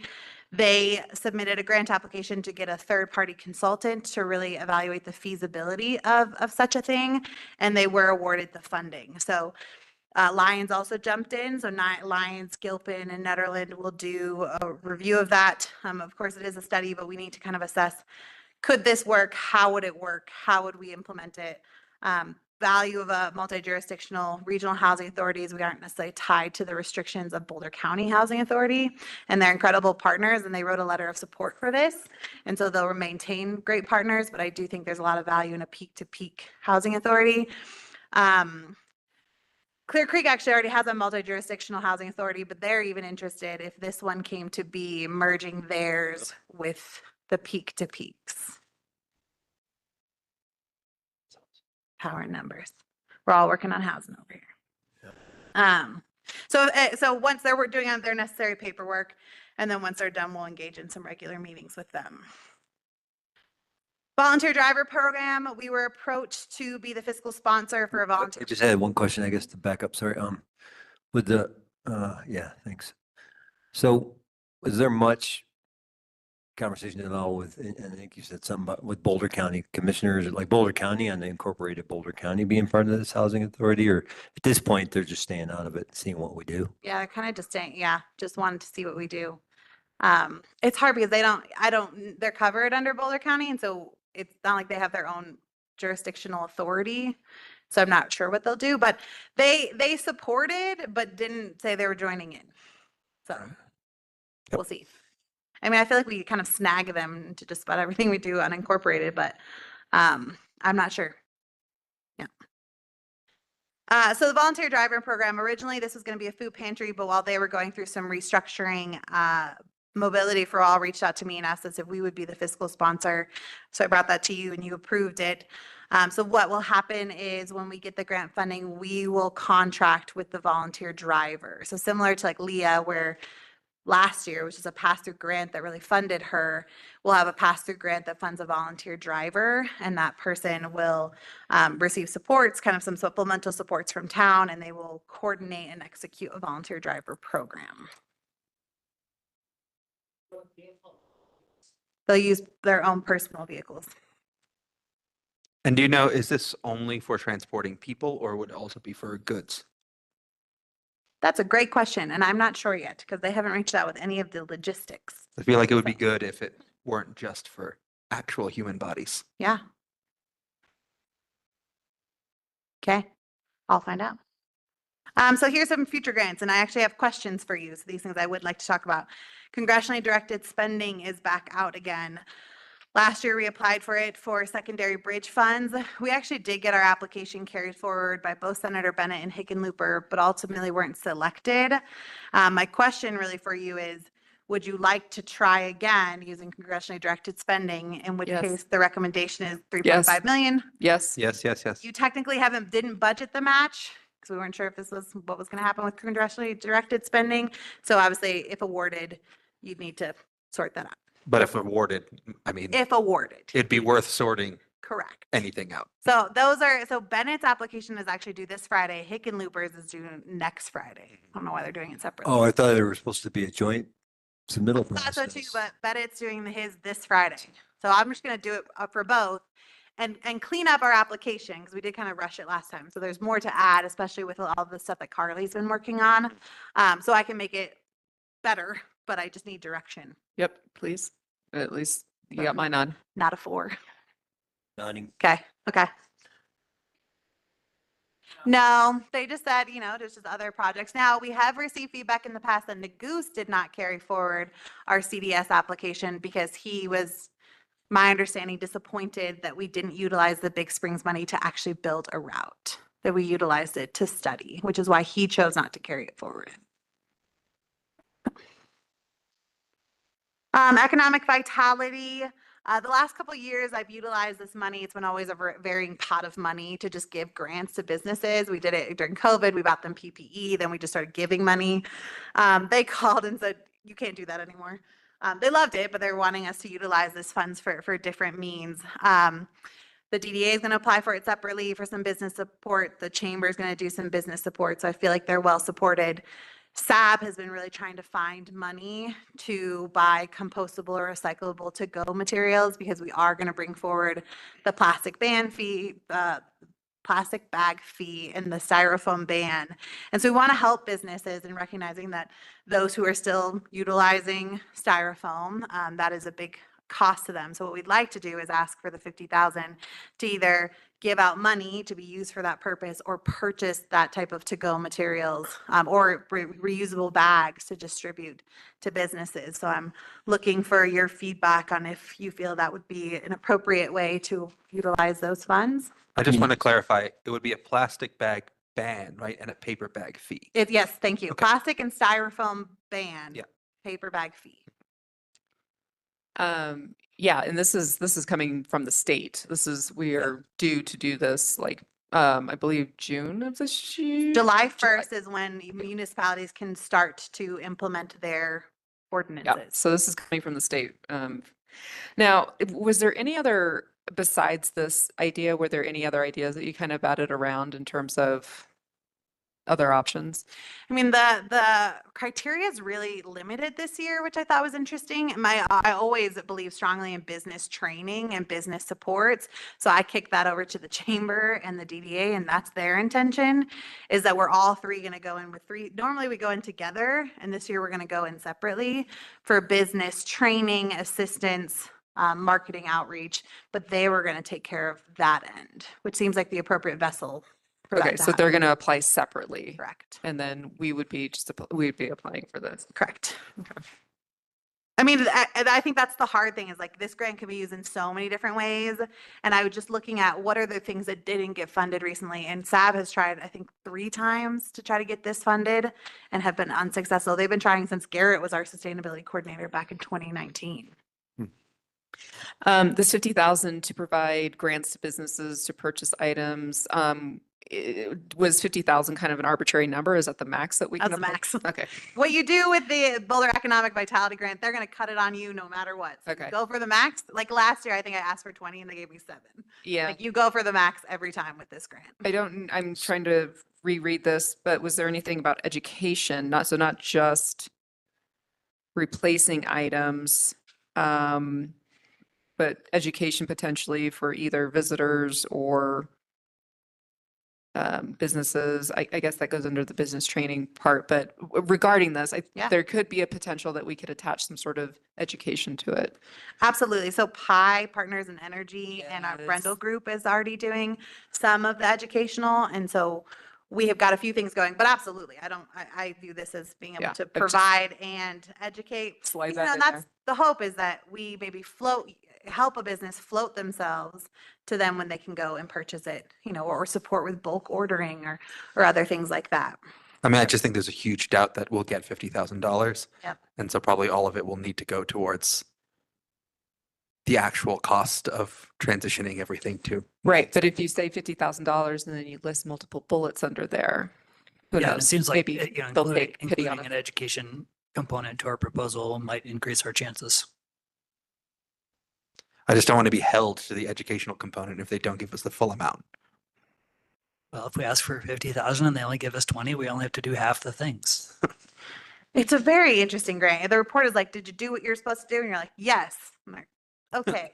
I mean, it's We'll take wild. it. Is there, Money to me. and there's no match. There's no match. Yeah. But like, there's no guarantee that you definitely will never get what you ask for.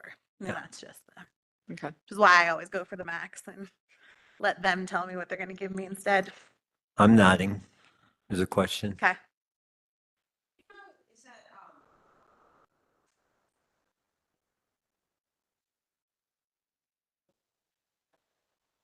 I can't remember what I the don't- ordinance language says about how we defined plastic bag.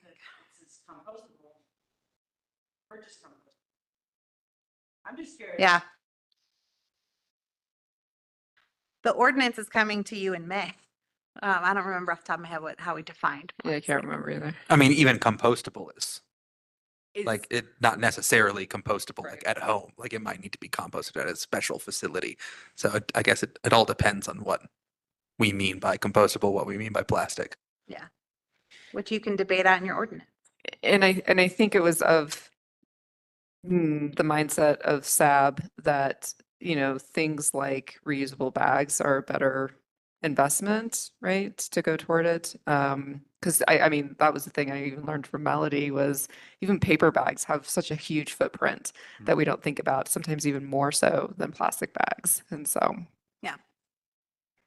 Yeah. Yeah, but I can burn a paper bag. Yes, this is true. But if you want to stop the cycle of it. Cool. Okay, I think I have a nod of 4. Yep. So the only reason I'm asking about these 2 is they're due before your next meeting. The next ones have a further timeline. The GoCo, you know, we ended up pulling back the GoCo grant for the Nederland Ice Rink and Tennis Park at the request of GoCo. So under Nikki's leadership, ProSab, Mountain Tennis Pickleball, and Rink are all working together to revise a grant application to determine how they want to build out the site.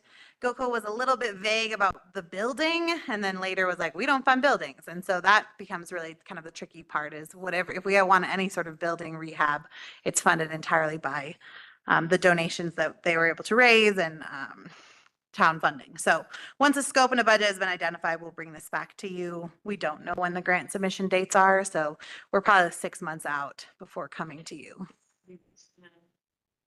Yeah, I mean, kind of, there's like a lot of debate of like, do you move the tennis courts? Do you not? I mean, how do you kind of reconfigure this? And I think ultimately the determination is like move the tennis courts up north to allow them to be in their own space, allow pickleball and ice to be in their own facility so you can avoid having to move the boards all the time. But even then, like the sheds are just in rough shape. over there. So something has to be done with these buildings. Is there a limit to what we can ask for here? No, and actually GoCo really prefers big scale projects. Yeah, because I was thinking of Barker and everything. Yeah. Yeah, so they do want it kind of tied to one area though. So it's not this like, yeah, all over town Okay. stuff, because that was something that we were approached by. But we could add in kind of the recreational corridor component up there and some other things. So they're really evaluating what they're going to do. The one thing that they are looking at though is as a cover over ice. You know, obviously we started late, we ended early. Like this season was really hard. Yeah. So we have to have a cover no matter what. And if we solar panel that cover, that could open up a whole new set of funding to aid in this project. And so I think the last meeting we had was how do we kind of diversify the funding portfolio? I think, you know, that group has they have some challenges. So there is a mediator working with pickleball, tennis, ProSab staff and rink to try to get to kind of maybe working through some historical challenges and getting to a better place where there's consensus on how to move forward. And GoCo wouldn't consider the shade to be a building. No, they don't consider the shade to be a building. And they don't consider bathrooms a building. Interesting. Well, can't we just have The like, second you really, put extra space in can't the we just have bathroom, really extensive bathrooms? it's a lot. Like giant luxury bathrooms? Right. A changing room. I skated. Yeah. That you can ice skate in, yeah. It's a little strange. So we're also waiting for the new GoCo guidelines. They change every year. So this is kind of in a holding pattern. I have a couple of thoughts on this one. I think the shade over the rink is a pretty essential thing if we're going to keep doing that. And also the potentially extending the town trail connection so that it actually connects to the other town trails by the school. Could be a part of that. And then also I think obviously working with the couple of neighbors that are right adjacent to that lot. I know that those guys already have some concerns and I've heard directly from some of those neighbors about their concerns of that development. So Yep. just work. Yeah, we when we chatted with the neighbors, we had emailed. Oh, sorry. Go ahead. Well, park that, yes, the two that I've heard are the house that is basically right next to where the first house that would be on your left as you pull into the rink. That one of the plans had cars parking facing their house, so their headlights would be shining right at their house, and they were not excited about that. Oh, yeah. And then one of the other houses was concerned about the increased noise from pickleball in the summertime as being louder than tennis. Yeah. Yeah, you know, just saying, like, Yeah. Yes, I 100% endorse that.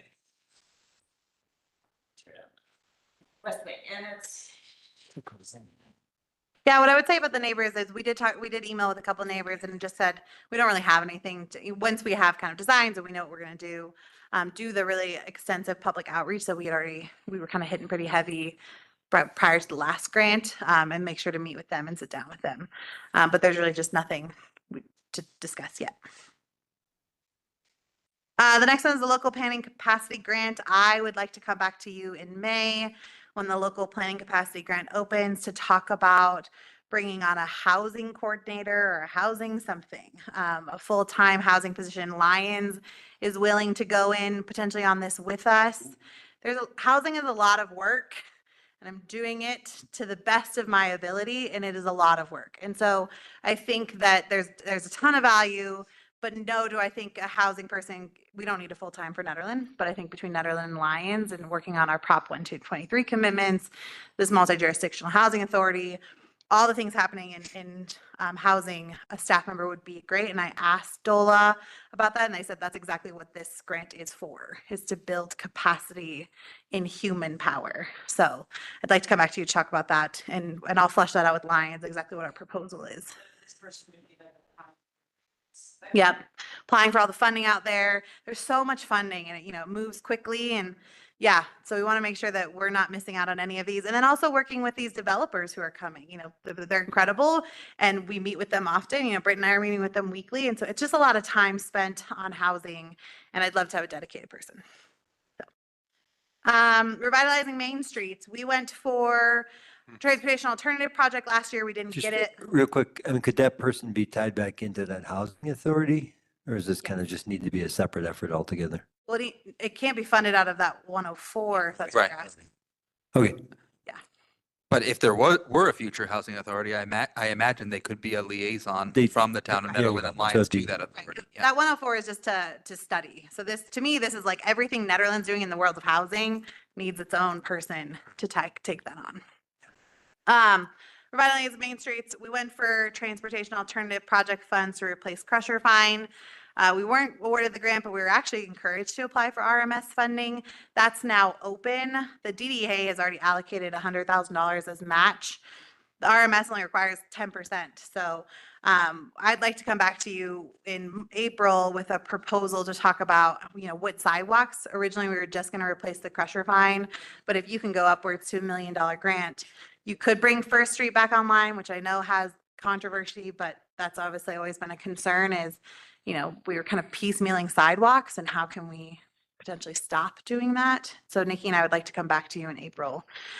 This actually has, I think, 4 more cycles. So even if we miss April because we want more time, we can. But JVA has already done an opinion of probable costs for both just replacing Crusher Fine as well as adding in First Street.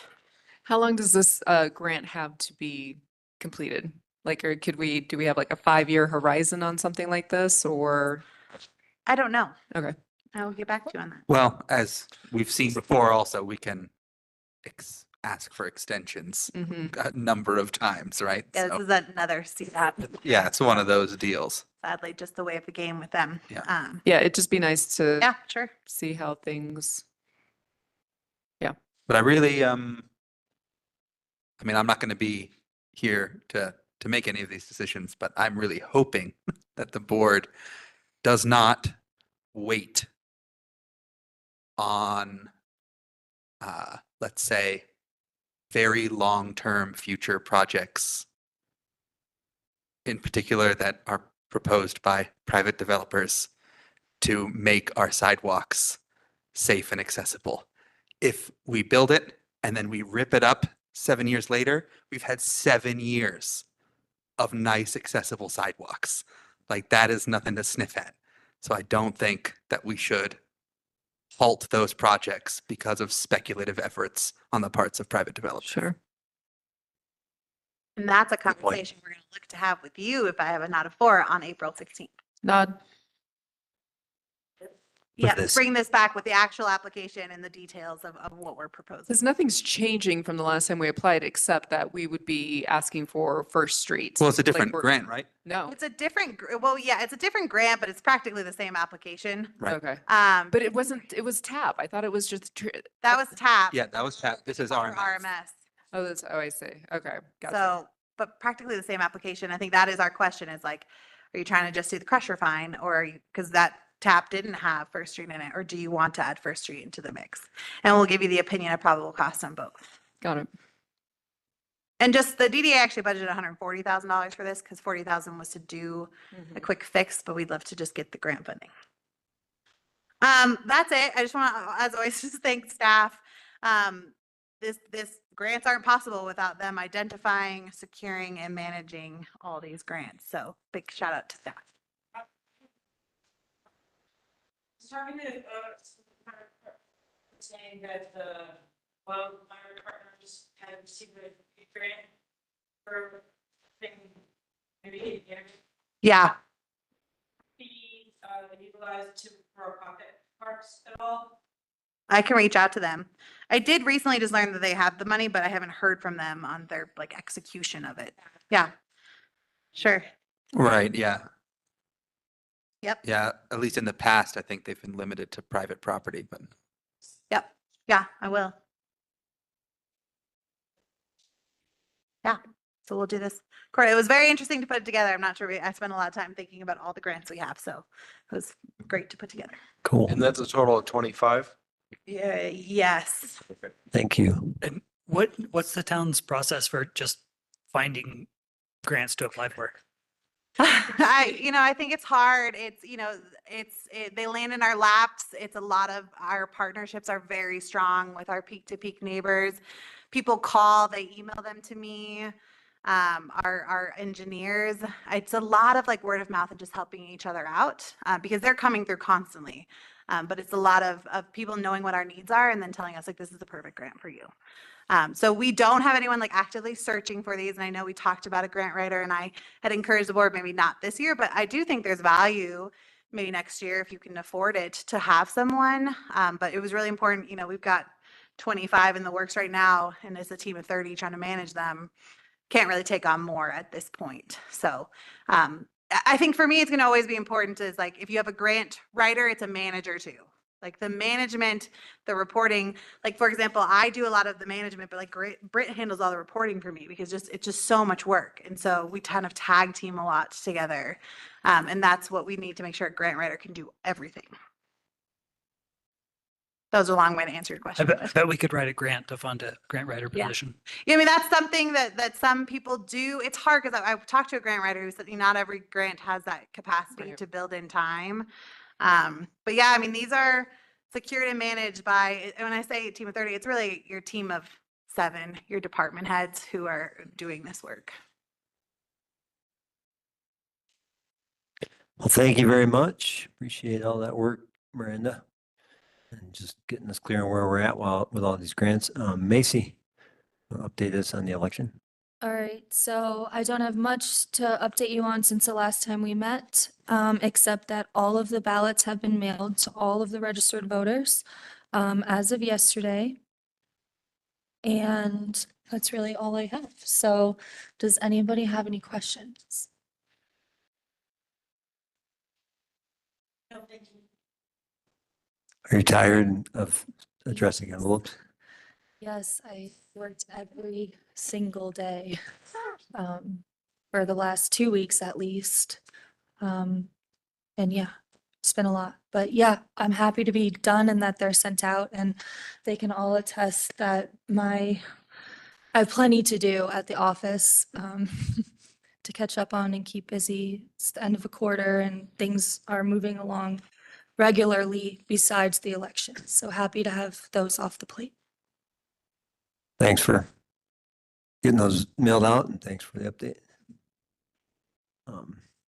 So with that, we will move to first discussion item of the night. I just want a quick, oh, yes. Yep. I think we're going to just go because this is kind of intro, yeah. So just I think I even told you this, Tanya, but part of our kind of push for this, we've been pushing it back for months now because of other more urgent things, but wanted some input from Eric and any of us, just all of us, and not knowing what's going to happen with the election before, as we move forward with it. That's the main reason we kind of just really wanted to keep it tonight. And want to make clear, we as we look at this and evaluate it, we have no intention to send it back to the Planning Commission. It is made clear by the Planning Commission that the ball is now in our court, and I'm happy to take point on that, and hopefully, now and beyond the election. So either way, I did a little revision of it now, and I put more work into it because Roger and I were on the initial Planning Commission subcommittee starting this over 2 years ago. So this is a project I started in on, so happy to continue with it. So just wanted to make clear, yeah, no matter what we do, I don't think we'll be sending it back to the Planning Commission. It's really something for us to update as we see fit, and then and move forward. So with that, Britt. Hello again. You guys have me like every other week now. So this started a little bit before my time, but in the beginning of 2022, some Nederland residents contacted the town in regards to some change in the Nederland Municipal Code in regards to keeping animals. Currently, we only have regulations related to chickens, horses, and llamas. Some residents felt it might need to include other livestock and dictate, maybe how many animals should be kept, lot sizes, just some amendments in regards to the health and sanitation for these animals. The March 1st, 2022 meeting The Board of Trustees requested that PC assess whether there should be zoning limitations. And then April 2022 is when that subcommittee was formed that Mayor Billy was speaking about. It had the former community planner, I can't remember what her title was. Deputy zoning administrator, and Roger was still on that board. Since then, it's now Miranda, myself, Jake from Code Enforcement, Commissioner Dye, Commissioner Cornell. And from there, we brought our first draft March 15th, 2023. And let's see, really the focus for that was on large-toothed animals to clarify barking dog language and look extensively at the enforcement side due to that transfer to Boulder County and kind of what Safeville could do, my assistance, Boulder County. At the August 30th meeting, the Keeping Animals Subcommittee and town staff were asked to create and search maybe a permit animal variance process due to the animals we had presented at that first meeting. After speaking with Attorney Madison, drafting some application and code language, Attorney Madison identified there were some challenges with a variance process and suggested it would just be easier to amend that code language versus going through a variance process. So at the September 27th meeting, after the subcommittee explained these complexities, the PC unanimously agreed it was more appropriate to move forward with the Board of Trustees amending the ordinance to allow desired animals if need, versus the continuance of that variance process. So then we got to our October 25th meeting. There was discussion around changing the wording to chapter 7-122, which was really talking about the language is premise shall at all reasonable hours be subject to an inspection without notice. I know you had made some comments on that, which we can discuss after. And let's see. Oh, and there was also some discussion about sorting a sort of agreement or documentation to allow owners that have current livestock outside of mountain residential zoning to be able to keep or replace them as they age in future. So on the subcommittee met November 21st to make some final changes. During that meeting, Commissioner Dye did note, after talking with several livestock owners, that the Board of Trustees might want to think about expanding the large domestic livestock to donkeys, mules, yaks, alpacas, and sheep, as there was not a substantial difference in the land, care, and impact. Commissioner Dye was very mindful that he didn't want to hold up that process since this has been quite a long process, and just requested that the Board of Trustees considered if they want any additional animals on top of the animals that are being presented in this ordinance tonight, this draft ordinance. At the November 29th meeting, the PC unanimously recommended approval of ordinance 852 repeal and replace. So we really are just asking, what changes would you like to see? Do you have any other animals that you might recommend? Any wording, anything along that lines that you have for us that we can keep continuing to draft this appropriately? There was 2 public members that did write in letters that I'm sure you guys saw as well. We had taken some feedback from both of them, but can continue to take feedback from you guys and any other public. Great. And we understand that maybe the Boulder County Sheriff's Office, now that we have animal control, would like to give some feedback on this. Correct. Yeah. So they unfortunately didn't get a chance to provide it in time for this. And so I think tonight we're really just looking for you to like throw out your comments at us, because we would like an opportunity to go sit down with animal control and talk through this. So we can do clarifying questions. So yeah, clarifying questions first, because we will have, and then we will have, and no, and then we'll have, and then we're going to have, and things you want the public to hear, and then we'll have public comment, and then we'll bring it back. So Probably no need to dig into it too much. Yeah. Just clarifying questions, something you might want the public to really hear before they talk in public comment. So, Miranda, in section 7.94, where it says, it talks about provocation, like, did we feel a need, or was it discussed on actually describing what that means. So it's section 7-94. Let me see if I can. It's on page 181. Yeah, so it says provocation of any pet animal by the complainant or another person shall be a defense to any persecution of an offense under this section. We have Attorney Madsen on, so maybe I can turn Attorney it Madsen. to her instead. Also, well, just a quick point of clarification, which version of this are we supposed to be looking at? The redlined version that, I would look at the No, clean, look at the clean one. the Okay. red lines, colorful. Yeah, Yeah. Yeah. But there were a lot of editors. That's why it's multicolored. So right, I would even look got at more color on it now. So the clean one will give you an idea of what's. So 7-94B is the first word is provocation. Yeah. Yeah, so I guess Attorney Madsen, is there a legal definition of what provocation means that we don't have to kind of insinuate or look into? No, there really isn't, because it's really a fact-based defense.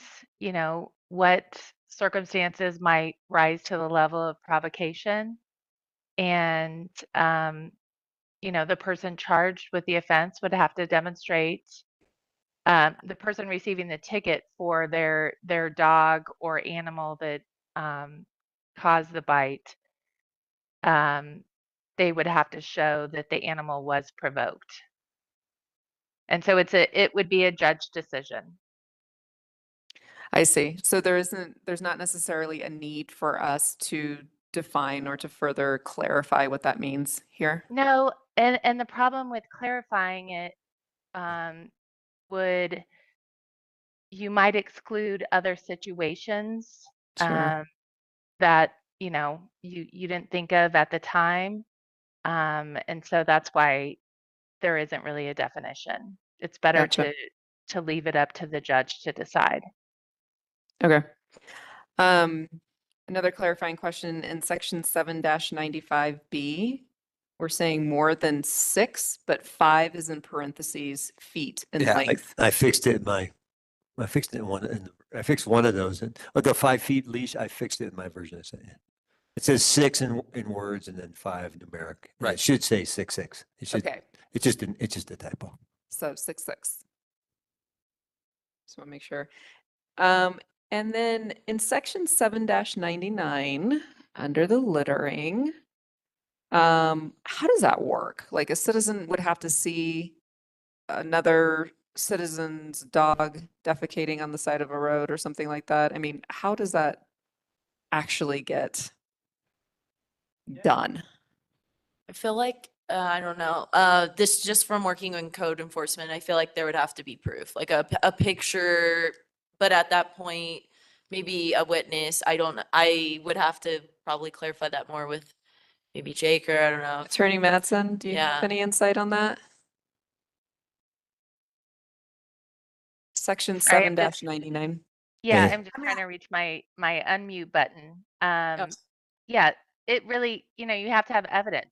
Any offense under this code, you need evidence to establish that there was a violation.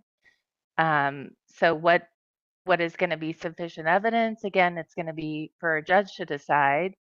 A picture would be helpful, testimony by somebody noticing it, you know, somebody seeing it. It could be something else, some other circumstantial evidence. But again, it's a judge decision. You do need evidence. Is it? And I think that's where your animal control comes in. Like, I'm just going to be like, if you really want to be petty, you could call and be like, Nicole did not take care of her dog, and send out your animal control officer. But It does, yeah. is it the citizen that has to actually, because the animal control person wasn't there. The animal control person didn't see it. Right. So you'd have to someone would have to call, have evidence.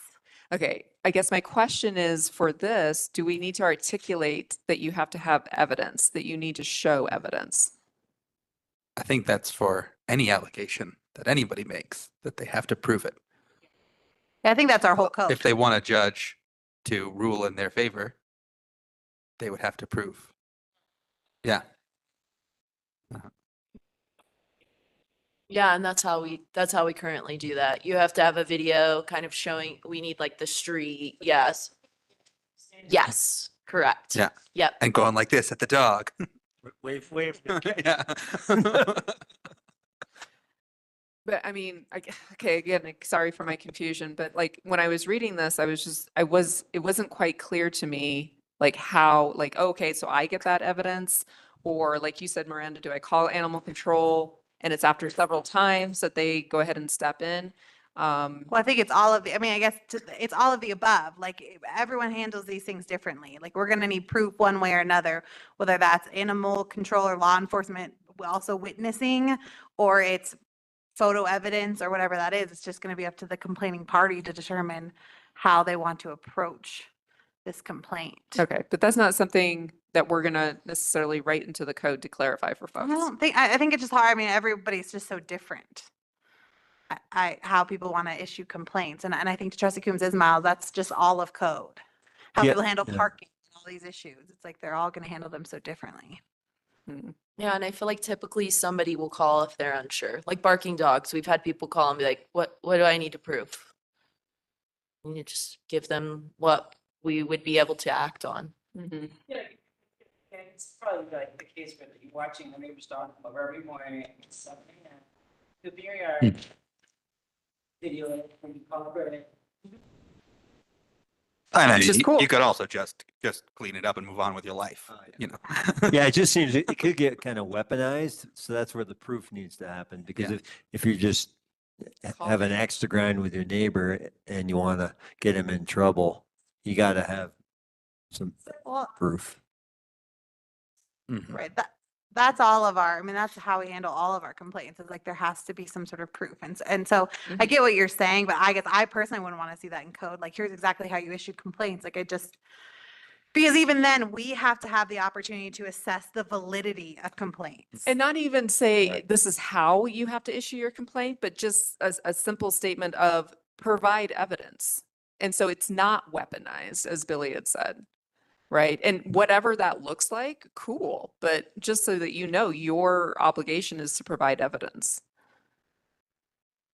I mean, and then how they go about, doing that is fine.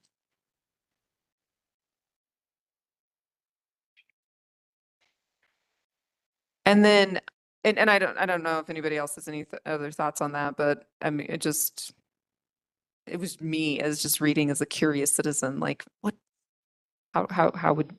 what is required of me in this situation?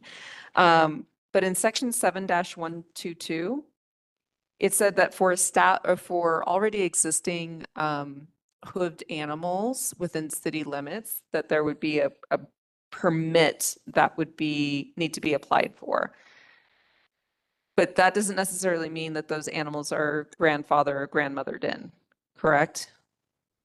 I read it that there was a grandfather clause. Yeah, I read it. They have to That have, is the intention of that section, to Yeah. grandfather in. But it doesn't say that specifically, does it? Please help me. no, it doesn't say it in those words for sure. yeah, It it just doesn't say says the word that by December 31st, 2024, which might get adjusted depending on when this gets done. Right. Any property owner, that they have to obtain a letter from Miranda documenting the exemption.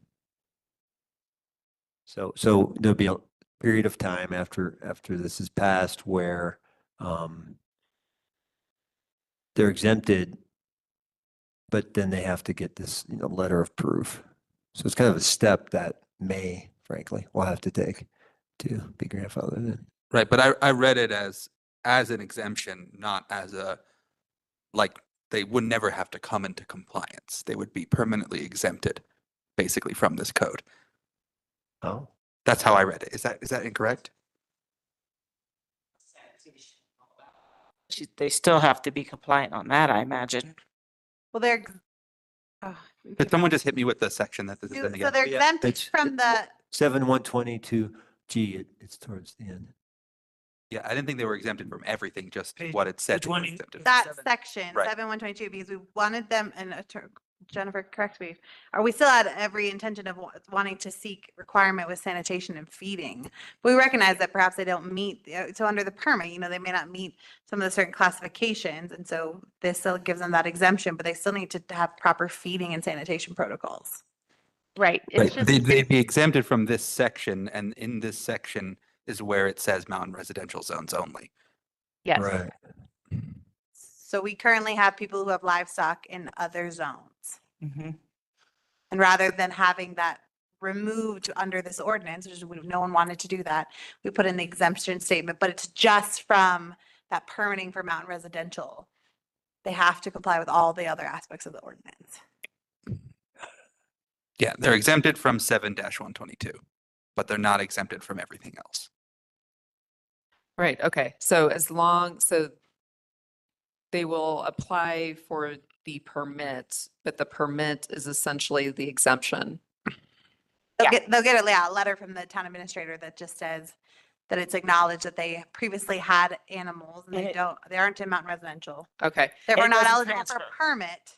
So they're getting kind of an exemption letter from the town administrator. And there's no reason why they wouldn't be exempted. If they didn't get the letter by the time If they specified. didn't get the letter by the date, but that's the only reason why they wouldn't be exempted. Correct. Okay. That's just, What if they had a lot of complaints about sanitation and whatnot? Then perhaps they would not get exempted. Right, but those are covered in other Right, exactly. parts of the code anyway. And if they sell the house, they can't sell it as a horse property. That does not go to the new owner. not transferable. So it said Right. at the end, yeah. Yeah. Correct. Yeah, okay, no, that's fine, as long as like folks who have existing can continue on their way, like you said, as long as sanitation and everything is accounted for. But that those folks, other than missing the date, aren't going to be penalized. But I for do this. think we could talk about whether or not we want to have this mountain residential That, I had that in my notes. in the first place. Yeah. Yeah. Yeah. There's, Counted. there's a lot of things Exactly. to talk about still. Yeah, but that's Yeah. a good one. Okay, and those are my clarifying questions. Thanks. Good ones. Any more clarifying questions on the aim for Britt or Miranda? Jesse, just want to call you out before we move past the point of clarifying questions. Nope. No clarifying Okay. questions. Thanks. All right, we'll go ahead to public comment then. I see a hand raised. Kathleen, go ahead and get your audio.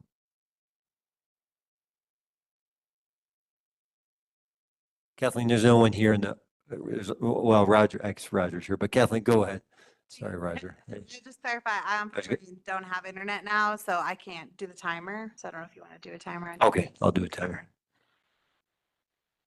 I know. Yeah, it does for me too. Yes, and my phone's about to die. So. Weird. Try to go get on my cards. Nice. Yeah. I have a timer ready. So Colin, when you can, anyone else online want to give a public comment on keeping animals ordinance? Oh.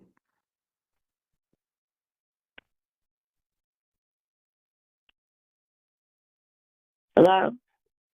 Hey Kathleen, we can hear you. We don't have a visible timer. I'll just set one on my What's that? watch. We don't have a visible timer, but I'm going to start one on my watch here as soon as you start. Yeah, well, I can't see anyways. I'm locked in my bathroom, so I don't have feedback. Kathleen Chivai, 30-year resident. I'm against any of this language changing. Like I've said in many packets and letters before this, that all that needed to happen, the animal nuisances, it was in the chapter with nuisances. And all we needed to do was add, instead of saying barking dogs specifically, we needed to just change the animal and say any animal, any living thing on anybody's property that is incessantly making noises is a problem. That was the only change. I was against the subcommittee. Bravo to the ladies who showed up and actually one meeting said that they were upset about the goats and they were wrong. But somehow they get a subcommittee. We've spent over 2.5 years writing insane language. I'm against the repeal and replace. The subcommittee meetings were held in private. They were not public. You left in the language that still violates the Fourth Amendment, the United States Constitution, and the Colorado Constitution. You don't get to just show up unannounced at somebody's house and demand to see anything, quite honestly. Everything is unnecessary. The people who asked for this, on top of never attending a meeting prior to this, they don't even live in town anymore, okay? It's disgusting. The hooved animals targets one person. We all know that. It targets Mary Gerald. And it decreases her property value if she can't sell her property. And all the language, in my opinion, is weaponized. Code complaints, I've been asking what happened. There used to be a form at town hall for any code complaint. You cite what part of the code the person is violating, you provide your evidence, you handed it in. It was the town's job to handle ticketing or safe built being sent over. I just don't understand how this has survived this far. I'm shocked to hear people picking out sections going, well, what about this? What about this? Because you're actually going to pass this crap. It's what it sounds like. So it's just horrifying to me. Nothing needed to be changed. Nothing, absolutely nothing. And we can go back and listen to Miranda when this very first came up, say in her 3 years at the time she had been working for town, she had never had a complaint of any kind. And when the barking dogs complaints came out, she misinformed along with Jen Feinlevin that there was no way to enforce. There's 20 so seconds. I'm blown away. I'm blown away and I'm sick of people losing their rights for no reason. Okay? Funky, unique, raw is what Nederland is. Stop violating people's rights. Thanks, Kathleen.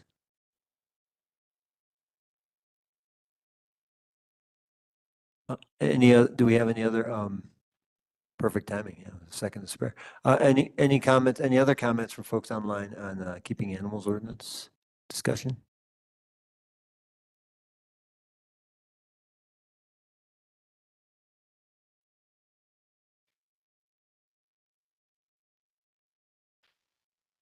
If not, we definitely had some good comments from Angie Severs and May Gerald, so appreciate those. And with that, we'll bring it back to the board for discussion on next steps. April, La Liberty was here in the audience, but I think we took too long to get to this. But that was the reason, I think, for her being here was to express, April was here for a second, to express a bit of dismay to the level of restriction that this ordinance would impose. Do you have any more Good to know. specifics? No. But, just saying.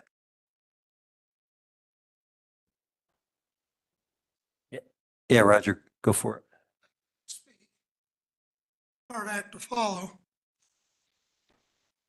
Do my best. Roger Cornell, 998 Peak to Peak Highway. Get this up. First of all, congratulations, Eric.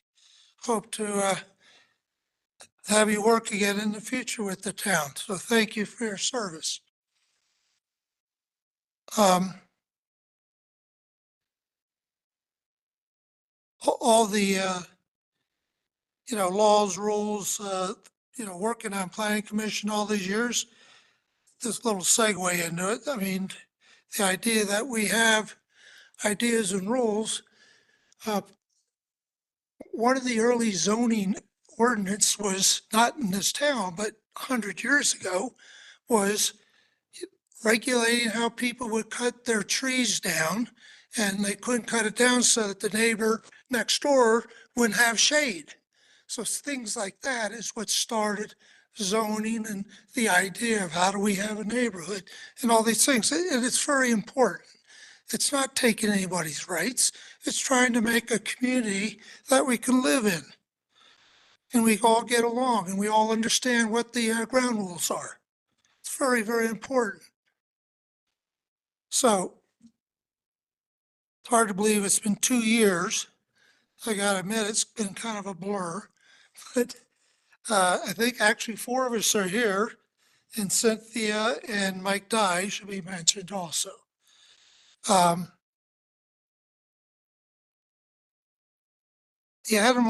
writing an animal ordinance is not a very easy task. Gets very complicated very quickly. Everyone has an opinion on animals. Cats are so cute. Cats are killers. Cats are a pain in the. My dog is the best friend. My dog is wonderful. The dog barking next door at 6 a.m, with the neighbor going out shouting, "Shut up, Rex," all of a sudden becomes a nuisance.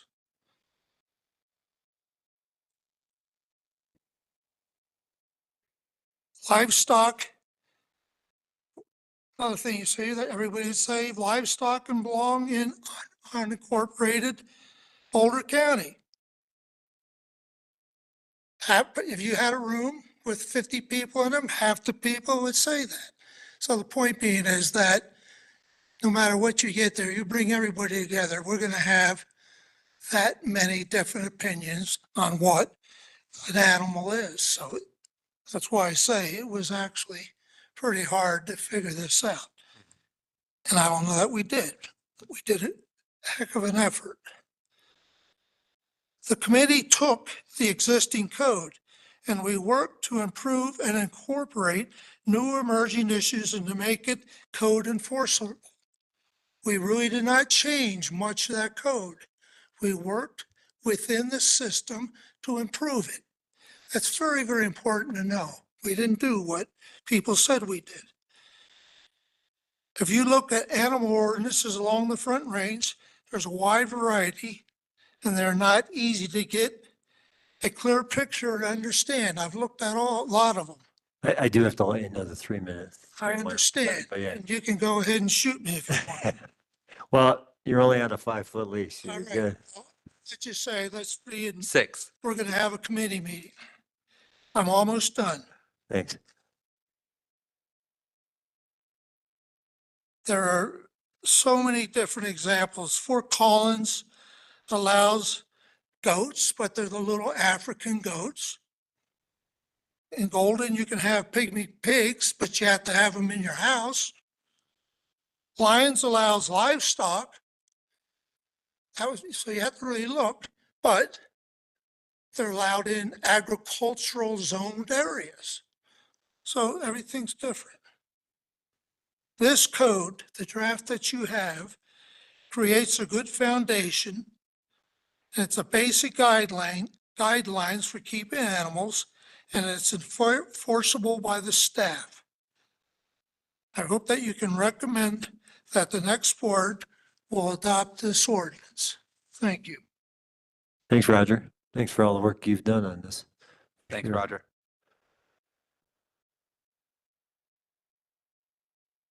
Well, I appreciate it. With that, we'll bring it back to the board.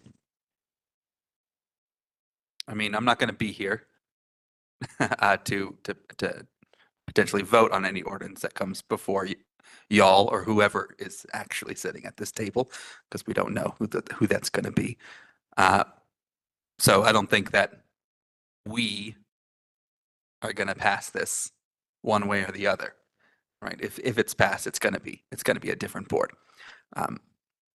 If I were to be on the board at the time, I think that, strangely enough, I kind of find myself agreeing with almost everything that Kathleen said and almost everything that Roger said simultaneously. Like, I don't necessarily see them as completely antithetical to each other. I think that because it is so complicated, because everyone does have an opinion on this, on animals, that I would err on the side of the bare minimum regulation that was actually enforceable by our limited capacity, rather than trying to throw the kitchen sink at it or making any kind of too subjective or maybe code that could be enforced arbitrarily or that could be reported capriciously by neighbors. So I think that a lot of this could be adopted, but that a lot of it could also be removed and we'd still be okay. Like, I don't think we need everything that's in here personally. And just to go through a few of those things.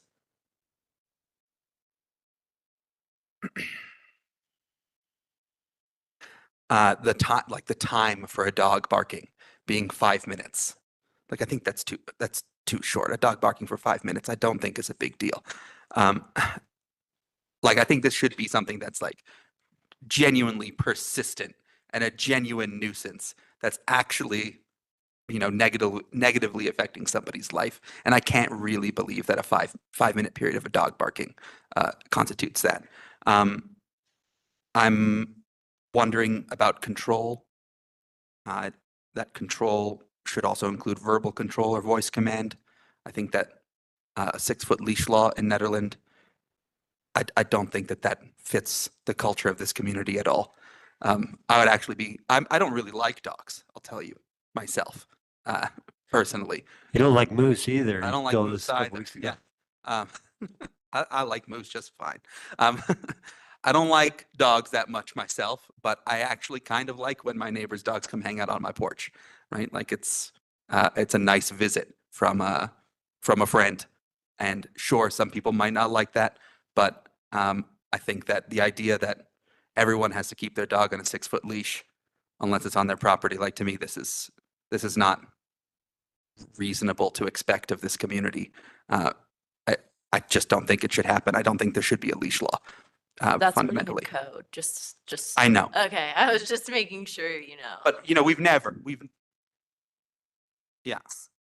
Important. I think that If it has the leash that or if there's a dog that is out of control and the owner attempts to bring it under control and is unable to, there's a problem. that's a problem. Yeah. Right? But if there's a dog that's off a leash, Yeah, and right next to is going somewhere where it's not supposed to go, and the neighbor says, hey, the owner says, hey, come back here, and the dog comes back here, like, I think that's fine. Like, I don't think that should be a reportable offense. I think that's too restrictive. I know that but the whole point was that our old animal code was not very good and no one ever enforced it, right? So I wouldn't want to keep the bad parts of it or the parts that I don't think are particularly reasonable for this community. And again, like, these are my opinions on these things. I think that phrasing like noticeable odor, this is so vague, right? And so subjective. Like, I don't think that those kinds of wordings are enforceable. And I don't think that we should have them in the code. When we say like, oh, that we should mitigate mosquito to the best of our ability, like, what does that mean? Like, that doesn't really mean anything, right? Like, I don't think that should be in the code. So throughout, I would go through and just strike out these sort of vague Can I ask definitions. for maybe clarification on one of them? So our current barking, like, language is like barking, yelping, it just says frequent or habitual. Right. And 3 violations basically can then cause something. I think originally the throw out of the time was just like, how do we enforce that? Like, what is habitual? Like, it feels very vague too. The number might be a little strict, but I think how do we make some of that? Because that is a constant issue. I will say I've gotten several barking dog calls. It's a constant issue. Well, I would like to see it be specified that it has to happen during a certain set of hours for it to be an offense. Okay. No, because just what your bad hour could be someone else's good hour. I mean, I think a time limit is good to make it enforceable, but 5 minutes is 5 too minutes is short. too I would short. say 45 minutes. And we're all different. We should come up with a number and give it to Britt. Whatever it is, Yeah, it just, should be a number. it's just more looking for guidance on, frequent or habitual. Like, I It's too can vague. hear Yeah, the little dog bark all day, and it may not annoy me, but it may annoy somebody else. Yeah, So and that- maybe just like a more Right, concrete. but what my point is that being annoyed is not grounds for like getting somebody's legal citation. Like, I don't believe that is how society should operate. Like, being annoyed is just being annoyed. You just got to These deal with it. ordinances all around town. Indeed, and usually they're based on volume. Yeah, but dogs if they're right next to your house and you live in Old Town, that's gonna be pretty loud. So I think that there can be something there. And I just, Well, I think it's just important to be clear, like Yeah. Britt's point, like the current statute is vague Mhm. and that's not very helpful to anybody. Yeah, and some of the advice we were given, and correct me if I'm wrong, Attorney Madison, is the current code that is already there, we really shouldn't be taking that away, like the leash law. Boulder County did say, like, they, are obviously getting to know our community better. They're not gonna just be going around and enforcing it unless there's like an issue, a complaint, which we have gotten some aggressive dogs jumping over a fence, attacking other dogs. But was recommended maybe not pulling that language, just pulling maybe this new additional language, which is where you'll see that from the red line code. Like, that is advice we were given. Yeah. Obviously, it is up I to mean, you. I would like to see or voice command or voice control or something along those lines, Yeah. rather than only leashing. Well, I think Okay. Britt just made a really good point too, that these are only going to be enforced when it's a problem, right? Like, Sure. that's the point of these kinds of things. It's like, not that every single time somebody's dog runs off the leash that they get a citation. It's that when it's, They could. Yeah. This is where it can get That's the weaponized. thing. This is where it gets weaponized. Me and threaten to give you a ticket. My dog. And Jet is like the nicest, most lovable thing, but it, Since my friend thinks she's mean. oh my gosh, I love Jet. Jet is the most lovable, friendly dog. But I mean, that's the thing is like, how do we protect this from just like, the previous conversations of being weaponized? Like, oh, Tanya has Jet under voice command, right? Her husband has it as well. I mean, unless she goes up and licks you to death, but I guess I would argue where discretion comes in, right? The individuals who do this enforcement, mainly it's your law enforcement who does most of these codes, utilizes their professional discretion. Thing here with animal control. So I guess there will be no code in which you can address every which scenario. You have to give code that's clear enough to law enforcement and animal control to use their discretion. Sure. But I think saying something like or voice command gives them that. It gives them discretion to say like, oh, this actually isn't a problem. Like this dog is under control. It's not like a rabid animal that needs to be put down, right? Like, right. But that's, Here on Yeah. the board, they are opposed, we could. Yeah. So I do have a question about that because typically, at least I've seen in other municipalities, to say that your animal is under voice command usually goes through some sort of verification with the town. Yeah. And I'm just curious if that conversation came up or if Attorney Madsen can comment on that. Like if we put voice command in there, are we obligated to? I mean, what's the difference between that and the professional discretion that was just described? And I think we would have to ask animal control, like that's a program. Like I know Boulder offers it, but I think we would have to figure out if that's even possible. See the words voice. Yeah, I mean, that would be my preference. Sergeant Asa, Miriam, he brought that up as an option when we were talking about whether we'd go with animal control or not, but about the leash laws, he brought up the possibility of testing people. He said, they pay $10, whatever. I prefer it's free, but if someone goes through a test, and we did it with our dog, we were living down near Boulder before we moved up here, and yeah, as long as that you can show that they're under voice command, they got, I can't remember, they got like a special color for their collar, a special tag for their collar, and they could It's a be off. tag, yeah. Yeah, and I'm just asking the question to make sure that we're not like obligated or that's not a safety precaution or something that we have to take as a town. Like if we can just put voice command, okay, great. But just because I see it so frequently in other municipalities that they do have that program in place. And I'm just asking for the benefit of the doubt that it's not like an insurance program or risk mitigation. I'm not sure. Attorney Madison, do you have any thoughts on that? It's not something that you have to absolutely have in the code. You don't have to have a leash law. And you don't have to, if you have right in here in your code that the dog is either leashed or under voice control, that doesn't mean you have to have a permit process. Okay. But I do recommend, what I've heard is that I do recommend that you consult with the animal control with Boulder County Sheriff's Office, who is going to be enforcing it, and talk with them about their past practices and how these things work.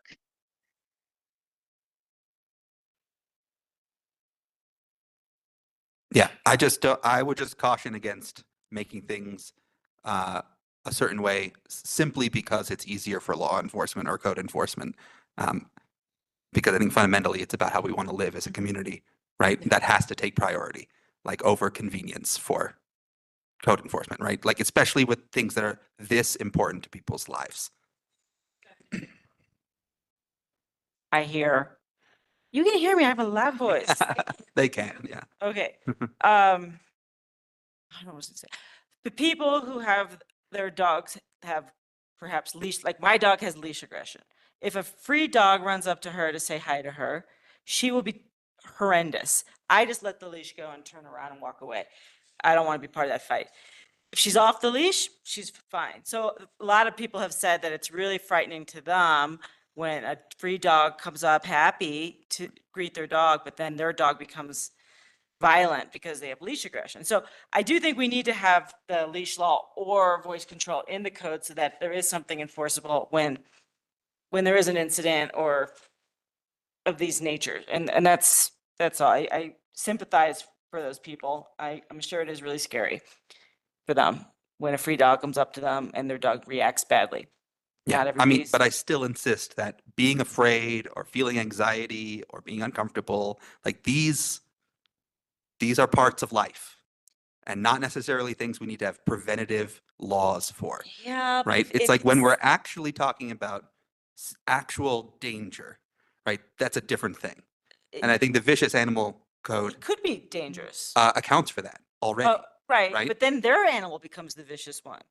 Because the happy-go-lucky dog comes up to their leash dog and their leash dog reacts by biting and freaking out because they have leash aggression, then they become the guilty party when in reality they were doing the right thing by having their dog on a leash. So if this was somebody like that was your next door neighbor and every time you went out to take your dog for a walk, this happened, it would be very stressful and you would probably want to move. And so this would be at a case where they could be like, hey, they don't have voice control. They don't have their dog on a leash and I need something to happen so that I can go walk my dog because I have the right to walk my dog in peace too. So, But I do think the vicious animal section covers that already. yeah, but don't you see that Right. they become the vicious dog? Like the dog on the leash becomes the vicious one who just provokes the attack? It's defense. I get, because then it goes into provocation and then, yeah. Oh my God, you guys are going to be here all night. But then, I mean, I don't think we need to sort it out tonight, right? Because Alright. this is just discussion. Let's keep Yeah. moving on a different topic. Exactly. So I guess one thing, maybe just for sake, because we know animal control still wants to look at this, I guess I would maybe encourage you all not to get too deep in the weeds.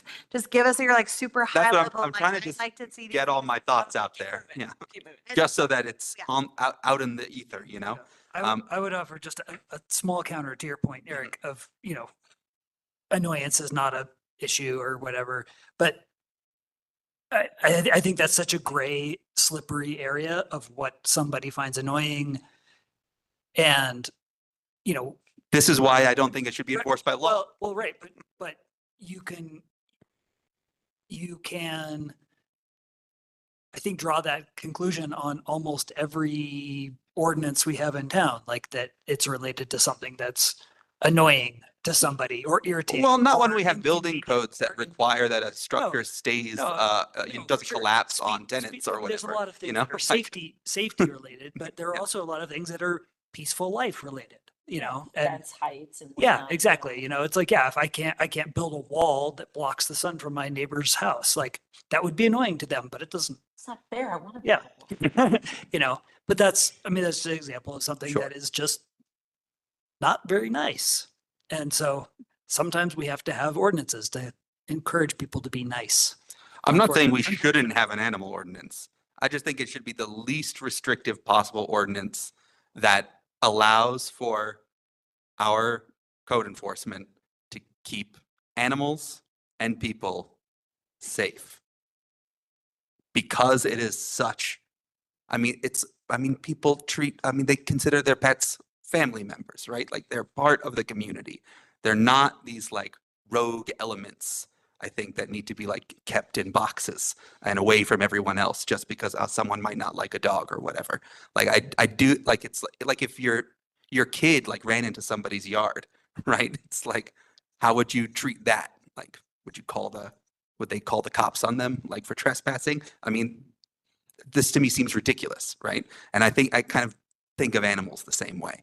And I just really hope that we don't get too wrapped up in some idea of nuisance or annoyance or use safety and security as an excuse to control the behaviors of our neighbors to a unreasonable extent. That's all I'm saying.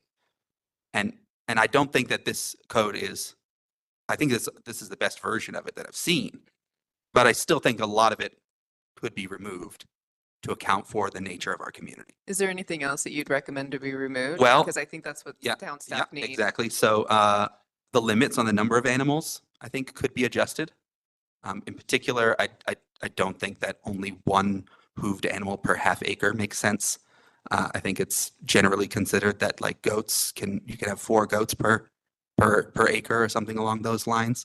So I mean, same with, and that also including sheep and mules and yaks. donkeys and other animals in that. I was gonna say, is it? Would make Are sense to you me. domestic as well?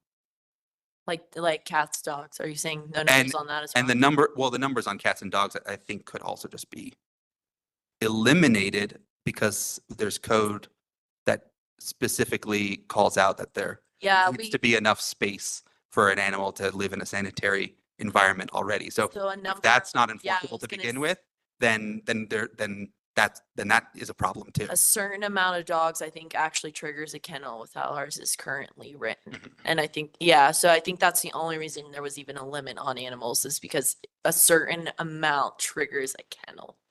And that might be reasonable. But maybe, I see what you mean though. But I think it could be extended. That's a weird. Right, because that's we're a doing weird this part thing of where we're code. saying like, We all- there has to be enough room and, it has to be sanitary and there has to be space. And then we're saying, but also it can only be this amount. And to me, those are like 2 different ways of saying the same thing. Why don't we just say it once, right? Like, why don't we just say there has to be enough space for the animals to live comfortably? And if there is, who cares how many there are, Well, right? where did you get that 1/2 acre per animal and? Yeah, no, I know where it is, but where did the committee? Yeah, because you could have 8 goats per acre.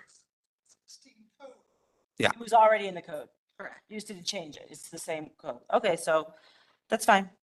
Anyway, I think that you could have 4 goats per half acre personally, and I would be fine with that. Yeah. Fowl. Like, I don't know why we would limit it to these specific types of fowl. Like, I don't see what the problem with a guinea hen is, or a pheasant, or a peacock even. Like, so I would just call it like galliforms and anseriforms, right? Which kind of covers the gamut rather than calling out ducks, chicken, etc. You can say fowl and poultry. And that covers them all. Yeah, I mean, but fowl is like it's a nebulous term, right? So if you used something that was like waterfowl, which are anseriforms, and landfowl, which are galliforms, like then you would cover them all without there being like some, does this count as fowl? And different sources would give you a different answer, right? And that would be a little bit more solid. I do think that if people are storing manure on their property that is bothering no one, there's no reason why it should be removed once per week. So I think that should be eliminated from the code. Well, but what if it is annoying? Then there's already provisions for that in terms of the odor and that it could be drawing flies or whatever it might be. There's nuisance provisions in there already. So then to add this thing where it needs to be removed once per week. Redundancy. Yeah, I'm trying to remove what seems to me to be an arbitrary time frame for manure removal. Whether it's one hoofed animal per half acre or whatever, at some point you have to have a number so that you can make enforcement possible. And I just want it to be less restrictive. But it's going to be it's going to be arbitrary because, like I said before, unless it's a problem. Well, I'm getting the number that I got, at least from some research that I did around what is appropriate size. Yeah, because I think the county does things where they call an animal a unit, and so they have it all kind of specific and there are greater numbers of goat units, That- you know, equals one horse unit. That was my point, is that somebody has done this legwork to Yeah. figure out what's the appropriate number of things per whatever. Like, and we should just adopt, there's no point in us trying to figure out what's the right number of goats. Like that's, Yeah. that's not, But that's maybe I not, can that's have not my our time. historical But project. but if we pass the law as is, then we are doing that. Right. We don't do anything, this is still in the code. But we brought the unit structure before the board 2 years ago, and we were told explicitly that that board at that time did not want that. And so that's why we never adopted that. That was you. I mean, I remember don't want there to be honestly, I don't want there to be a number. Like, I think that the codes already says there has to be enough space for the animal to live safely and in a sanitary condition. Like, that's enough to me. Like, I don't think we need more code than that, personally. Okay. Yeah, I agree. I think it just is hard because my version of safety and somebody else's versions of safety, like animal controls, they might be like, this isn't safe. But that's going to be in the code anyway, is my point. Like, it's already there. So you can't argue against code that you already put in there, Yeah, right? so- Like, you see what I mean? It's like, Yeah. you can't say that that's not enforceable and then say Yeah. we should put it in there. So either it's in there or it's not, right? Either it's enforceable or it isn't. So either it's a number or it's, we're talking about safety and sanitation. But both seem redundant to me. I'm just saying what I think here. But safety, I mean, like what Bro was just saying is that safety and sanitation is still a slightly relative threshold. Right. Like what 1%, and so that I would rather see numbers rather than the just general description of But I guess safety and why? sanitation. Because it's safety and sanitation is subjective. One, animal control person might say, "Oh God, that's terrible," and the next guy might be like, that's not so bad." It's just a subjective measure. But they're the experts, not us, right? Well, right, but my point is that it's subjective, and it doesn't give anybody any peace of mind if you have a subjective threshold for what the law means. Whereas if it says one horse, that's the law. It's one horse, or two, or six, or whatever. It doesn't matter. Just like Sure. a number makes it very clear. This is not a subjective thing. It's just, that's what it is. Yeah, but then we still have the subjective thing in there of What? them living in sanitary and healthy conditions. That's still there, one way or the other, unless we're removing that from the code, That I don't know. right? Like, it's there right now. So I'm just saying we have both right now. We have both measures. I'm not sure that they match up. I'm not sure that they align. I think we should go around. and Yeah, I was gonna say, Why yeah, don't you, go why around don't you, because that's I the have thinking about comments. this I'm sure Billy has originally. comments. Originally when this was brought up, Yeah. it was very vague. Staff and code enforcement couldn't enforce. Now we have animal control. It's a different thing. We Yeah. don't really have that input. So yeah, well, just high level Like and then let them decide. Yeah. Put in a I trained agree. animal control officer, just be like, this is too many goats for this property. Here's a letter that says this is too many goats. You'll be in violation if you don't get rid of your goats, right? I don't know. I would have, yeah, I mean, I guess once we get there, but I think in So- enforcement gotta- law- so what I want to do is that you just state your points Yeah. and we go around and state points, not much rebuttal or discussion at all, just because we're running out of time. Yeah. And Camelids also is another word that we could use instead of donkeys, mules, sheep, alpaca. We could just say camelids. yeah, It's I was wrong. So it's actually, well, I went the genus route. So it's Uh-huh. llama with one L. uh-huh. That covers them. And then But it won't cover donkeys and horses. and things. equus Yeah, with yeah. equus does. Equus and camelids would cover it all. So camelids goes under. But then you could have a camel in town, but why not?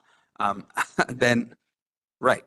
I think the inspection without notice thing, I mean, entirely unreasonable. I don't even see that in here. Is it? It is in there. It's in there. It That needs, should get it's scratched. gotta get, it's That's gotta get gotta out of get there. scratched. I mean, absolutely not. It's unreasonable search. I mean, it's, as far as I'm concerned, unconstitutional. I was wondering what the purpose of a windbreak is in a corral. Also with the corral, like why that should be required for any reason. And then also with the corral, I think it should be very clear that we mean 50 feet from like a residence on a different property, Yeah. not 50 feet from a residence on the same property. Right? Yeah. And so that wasn't clear in the code. So I think that should be clarified. Because it just says other residents, but that to me doesn't necessarily mean other residents on a different property. Because you're talking about like a situation where there's an ADU or a second. Right, but- and it's on their own property, it's on their and they want to live next to a corral Yeah, of that was animals. something, Like that was my yeah. Should be their prerogative, right? That was a clarifying question I forgot to ask. But it's not specified. You guys are, I'm sure you're thinking of other neighbor, right? Correct, yeah, And that that- could be clarified. and that- I'm just writing notes, sorry. And that was very similar with the witness language. Like it wasn't clear to me that it meant like in addition to the person who's reporting it, right? Like a separate corroborating witness other than the accuser, I think is what it's meant by it, but that wasn't clear. All right, well that's my big picture list. I've lots of other How about zones? Like Oh, and yeah, well, I think I said that right at the top, but yeah, the zones. Like I think that mountain residential is too restrictive. Yeah, as long as you can satisfy the setbacks and all the space requirements that are in the code, Yeah. then it doesn't matter Like, what zone. again, you're it feels kind of redundant. It's like we're making two Yeah. different ways I of. think we could just have it in Yeah. any zoning, and if you can satisfy these things, then you Exactly. can do it. I agree. That's my opinion.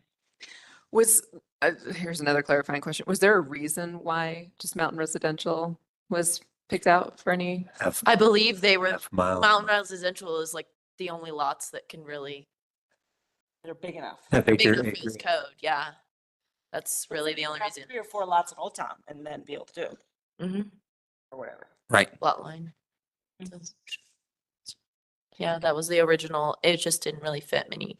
That was a discussion point with the group. Right, though. mountain residential are acre parcels. But they're not, as we know, because there's half acres. Right, exactly. Yeah. Mine's supposed to be 3/4. acre- Yeah, acre so that was parcels. just a thought process. Take out all the zoning issues with it and just have it, if you can satisfy all the requirements in here for your animals, then you can have them. And to me, that's fundamentally the same issue with like vicious animals versus, leash and voice control, or number of animals versus enough space for health and sanitation. Like we're using two different measurements to essentially accomplish the same goal. And I don't think we should do that. I think we should use one measurement. And I think it should be the measurement that targets health and safety as a baseline, not arbitrary numbers that don't actually relate to anything, really. Just as a clarifying question, just because it wasn't there when the whole units discussion was happening, but would health and safety turn back onto that units? Would the units be more clarifying from a health and safety space perspective? I mean, only if we had like some expert that was able to like tell us what that actually is in our area, right? Because it's going to be different in every circumstance. I mean, people do really creative things with, multi-tiered, goat dwellings, and like and they can be perfectly happy, beautiful, wonderful lives for these goats. But we're going to restrict that arbitrarily based on just some random number that we threw out there. So to me, it's just not the way to go.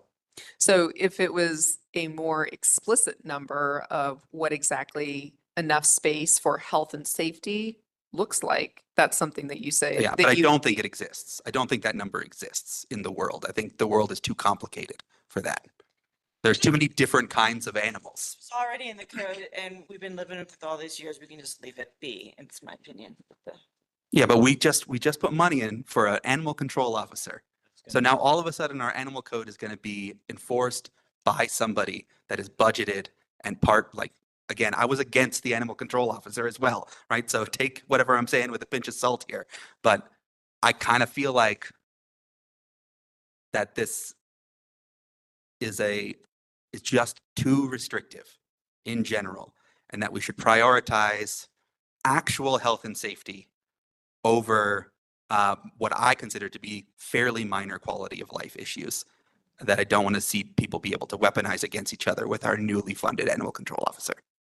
Yeah, and I'll just add the animal control officer. I think some people think it's like a form of control, but I was honestly overwhelmed with the amount of calls I got. Like, I was like, how do I enforce this? How do I help you? Your dog got attacked. I can do nothing for you. It is midnight and I am answering your call. And so agree.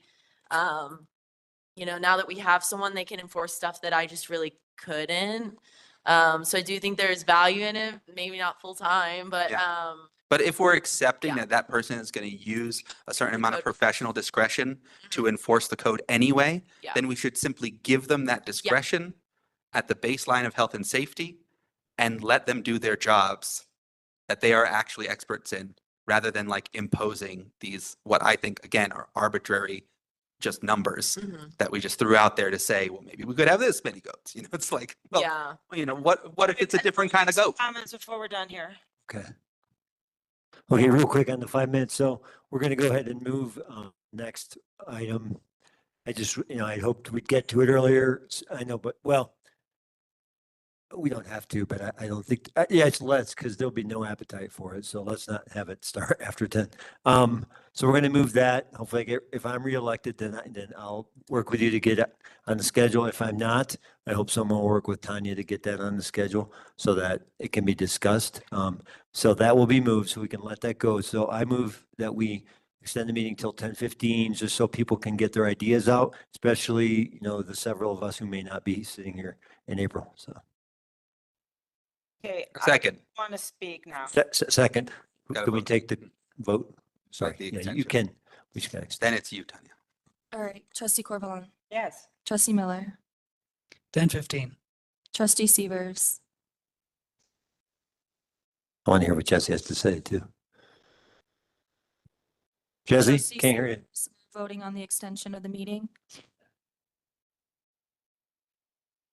Can't hear. Trustee Severs, I'll come back to Keep you going. for a vote. Trustee Sterling, we're voting on the extension of the meeting by 15 minutes.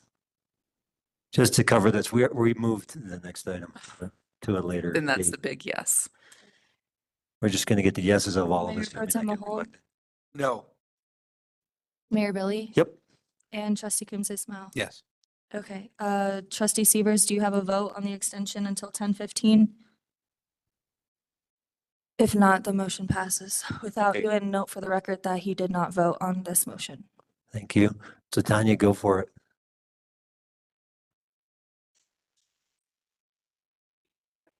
Setbacks in the requirements. I think having a town tag is ridiculous, and I know it was in the code already, but I think we should take that out. I don't know why we need to have a town tag and charge people. If we do, it should be free. Yeah, if you're gonna require it, make it free. And then I also think the removal of the manure is probably done to create a sanitary environment, but if the owner of these animals can create a sanitary environment without removing the manure, then we should give that the benefit of the doubt. If there is a problem, then we can come in and require them to remove it. So maybe have it, I mean, what I'd like to see is when someone gets a permit, they get a little handout that shows this is how you have a clean stable, and this is the recommended ways to compost and deal with your manure, and this is how you, et cetera, et cetera. I don't know how. I guess you remove it every week, but I don't know if that's necessary, if you can figure out a way to do it where it isn't offensive and it's a sanitary environment. And if it's not, then you can find them and they have to come up with a way to clean it. So I think that is one thing I was thinking of. I also think, obviously, no inspections without notification. And I think the barking dog should also, I think 5 minutes is too short as well. I think it should be at least 30 minutes. And I think that there should be also exemptions like the vicious dog has for provocation, because they could be barking because the neighbor's dog is sitting by the fence looking at them, or they could be barking for good reasons. And, there could be a moose standing in front of them. I mean, I think, or it could be because the kids are playing right there. I don't know, but it shouldn't just be barking dog. If there's a reason for the dog to be barking, then that's different than just a dog that's left out while the owner's at work all day and they're just neurotic and they're just barking, which I think is the problem that people don't like. So, that's it. I did have something about the minimum property for the livestock that I just want to know where those numbers came from. So I am curious if you talk to landowners that own these animals, and think that those numbers are reasonable or not. A lot of our research was done with other municipalities' code language, and based on some of those had agricultural zoning and things like that. And so we just kind of So took 1/2 acre per horse was standard. yeah, that's the standard that we were seeing. Yeah, and I'm happy to go through some notes and provide you more of that information after the meeting too. On some of Okay. these we pulled, like goats, it's recommended you have at least 2. Like that was some of our and Mike Dye did do a lot of talking with fellow landowners, which is why he recommended more animals, and there's kind of that discussion. So Yeah, okay, and then I do agree with adding the voice control, but when Eric says something about how mosquito control is not important, it shouldn't be in the code, it's super important, because you guys could have troughs of water just out there collecting mosquito larvae, and then the neighbor 50 feet away is sitting on their deck getting attacked by mosquitoes because of an irresponsible person. And if it's not in the code, you can't do anything about it. So I think keep that 100%, because that's also a safety hazard, the West Nile and all that. It wasn't it was the way that it was worded, that it was like to the best of their ability or whatever, which it was like a confusing, like I don't know what that means. Well, then it should be worded that, all water troughs should be properly cleaned, and I think you Yeah. put drops in them. There's things you can do to kill mosquito larvae. So very specific. Yeah. Yeah, I'm in favor of mitigating mosquitoes, to be clear. What I wasn't in favor of was the language that was very vague. make it less vague. Yeah. Any other feedback? Also would- happy to take emails too. I would throw in just, and maybe email's better, but there's nothing in here about like chasing wildlife. And I know with a lot of moose and elk and stuff in town, dogs chasing a moose down the street is not a happy thought. So Do you want to give any other comments since you're speaking? I'm going to follow up an email. Okay. Nicole? I don't have anything to say other than, it would be nice. I'm of the favor where we can be specific to just help folks know where the guardrails are. I do think that giving a number for like the 1/2 acre, I don't even live on a full acre in Big Springs. I don't even know if your property is a full acre or not. You could have 1 horse then, I guess. Right. So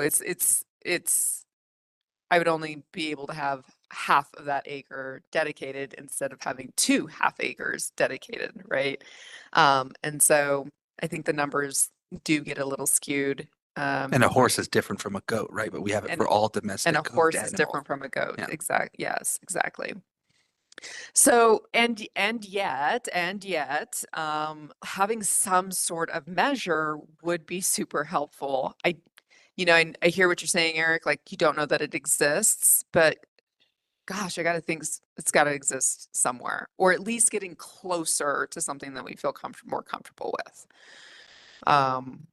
Yeah, like even a goat, like what if it's a little herd of pygmy goats that only need a tiny little area to live perfectly happy lives? Right. Like And one pygmy goat per 1/2 acre, that's nuts. Well, and so now that we all have Hilarious. images of really cute little pygmy goats. Just standing in empty fields all by themselves.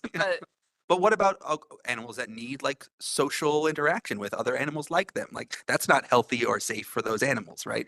Right. So I guess the point being is that where there's that safe and sanitary space, but that safe and sanitary space is more specific, perhaps, in terms of what that is, rather than just saying 1 or 2, per 1/2 acre or whatnot.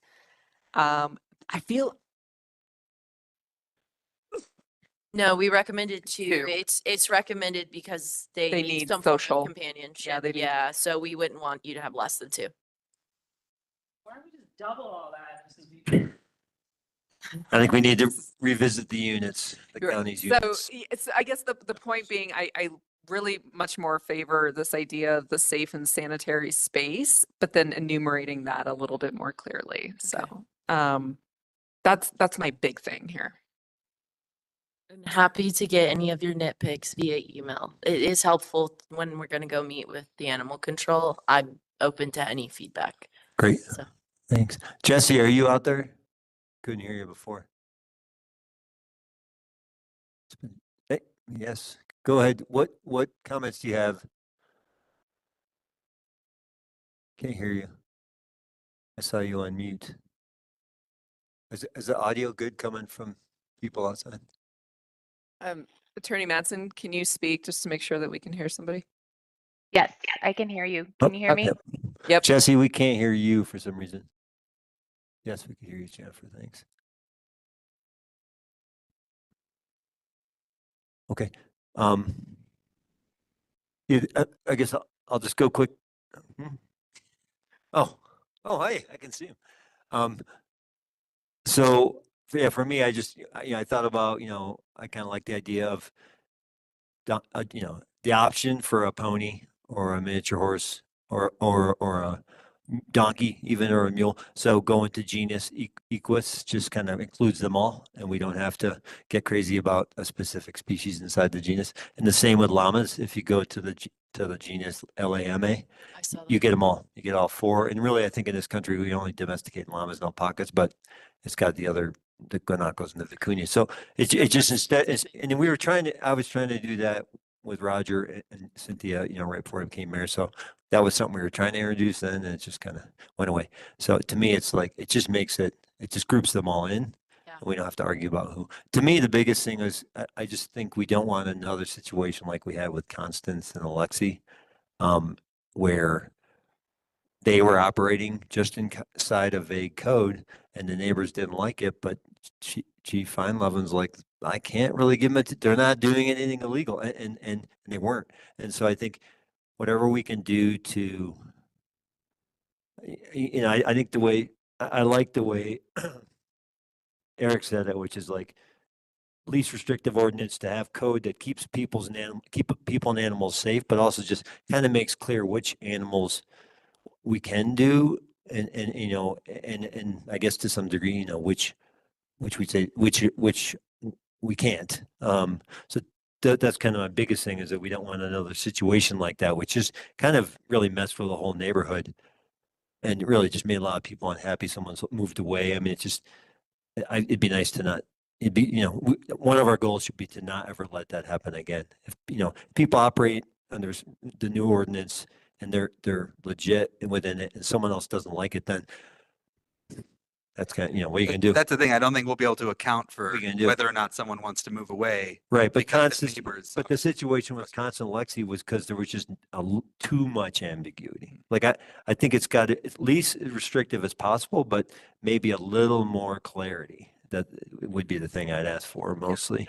I mean, just And enforceability, right? Like the clarity like brings enforceability, right? yeah, and now that we have an animal, and I love, Jennifer said it first, and everyone had agreed, consulting with animal control and really having them help us with this, will be great. I think, Asa talked about the test to have dogs leash, or it could just be voice command. Like I have neighbors, our dog was never on a leash. She wouldn't go to the bathroom on a leash. So I mean, never. It was before I sworn us to the code, so I'm good. She's dead for 2 years. So, but before then, she was never on a leash. That's why she lived a long 17-year-old life.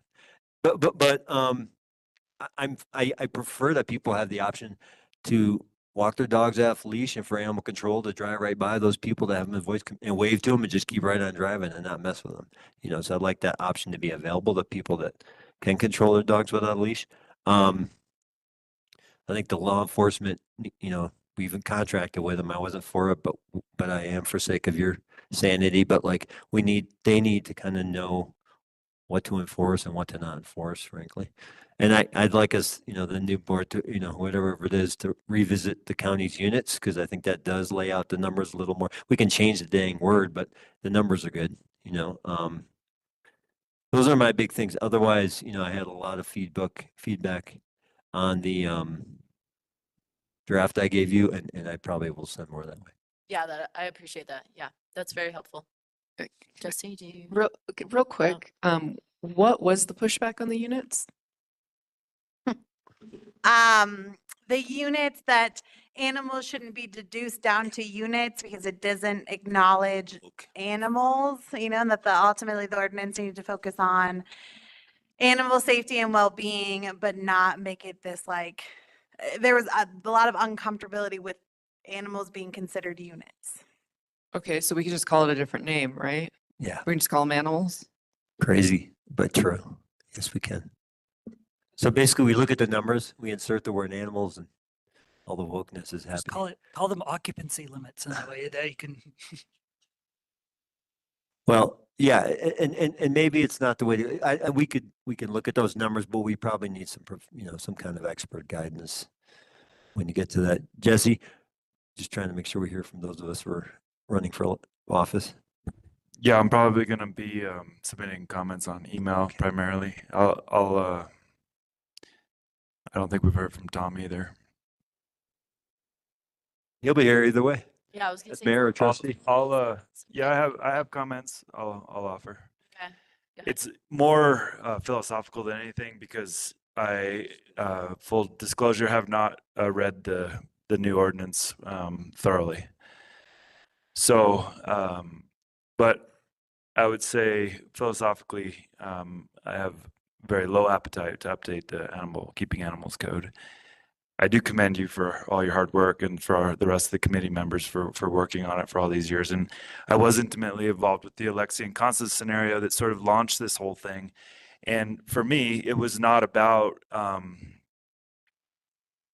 us needing to come up with code that would allow Laura to make Alexi and Constance be breaking the law, which I think is ultimately what we're doing here. And there was an enforceability to our existing code, and Alexi and Constance were in bounds, and Laura didn't like that. So now we're trying to change the code to make it to where Alexi and Constance would have been breaking the law, so that Laura could have been We're right. trying to change the code to where they clearly wouldn't be because goats would be in there. Yeah. Well, they already weren't.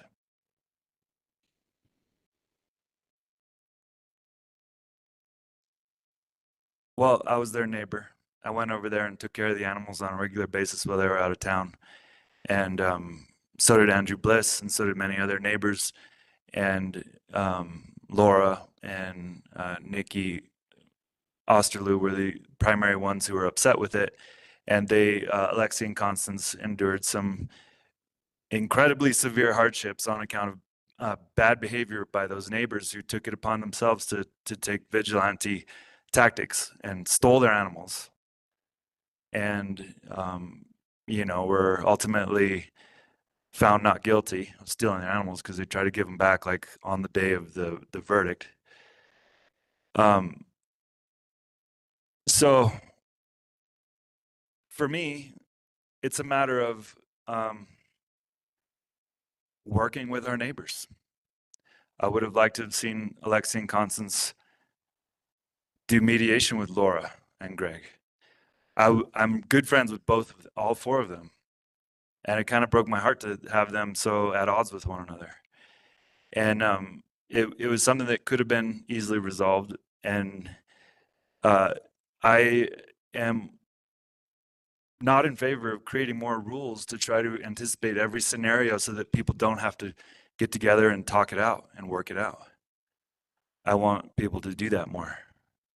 And I want people to, I want for Greg and Laura to help take care of the animals while they were out of town. So,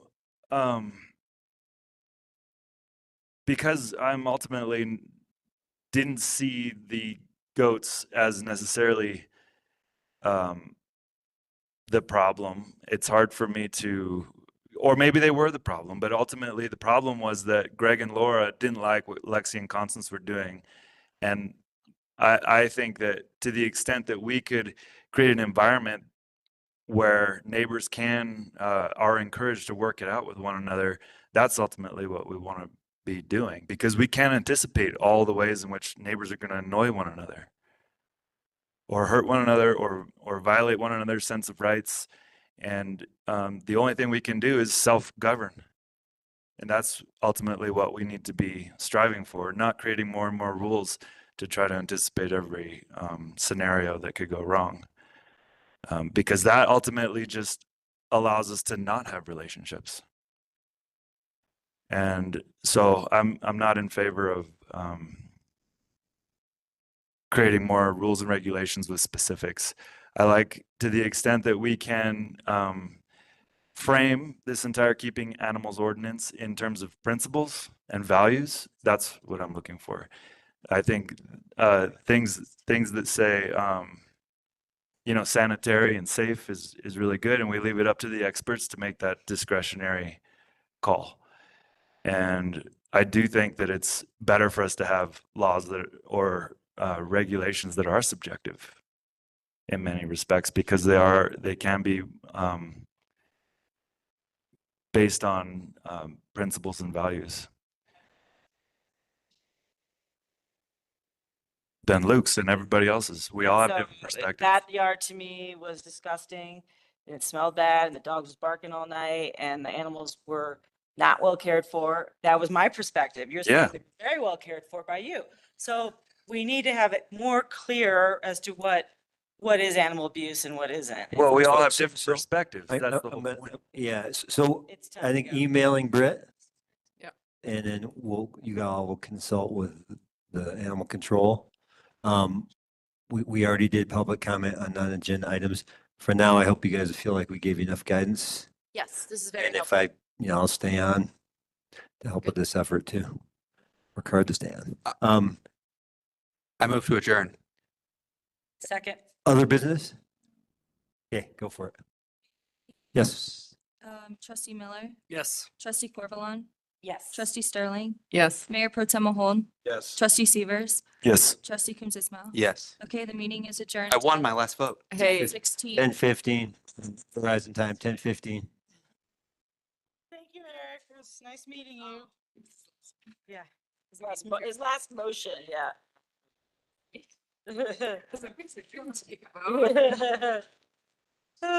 technically we didn't.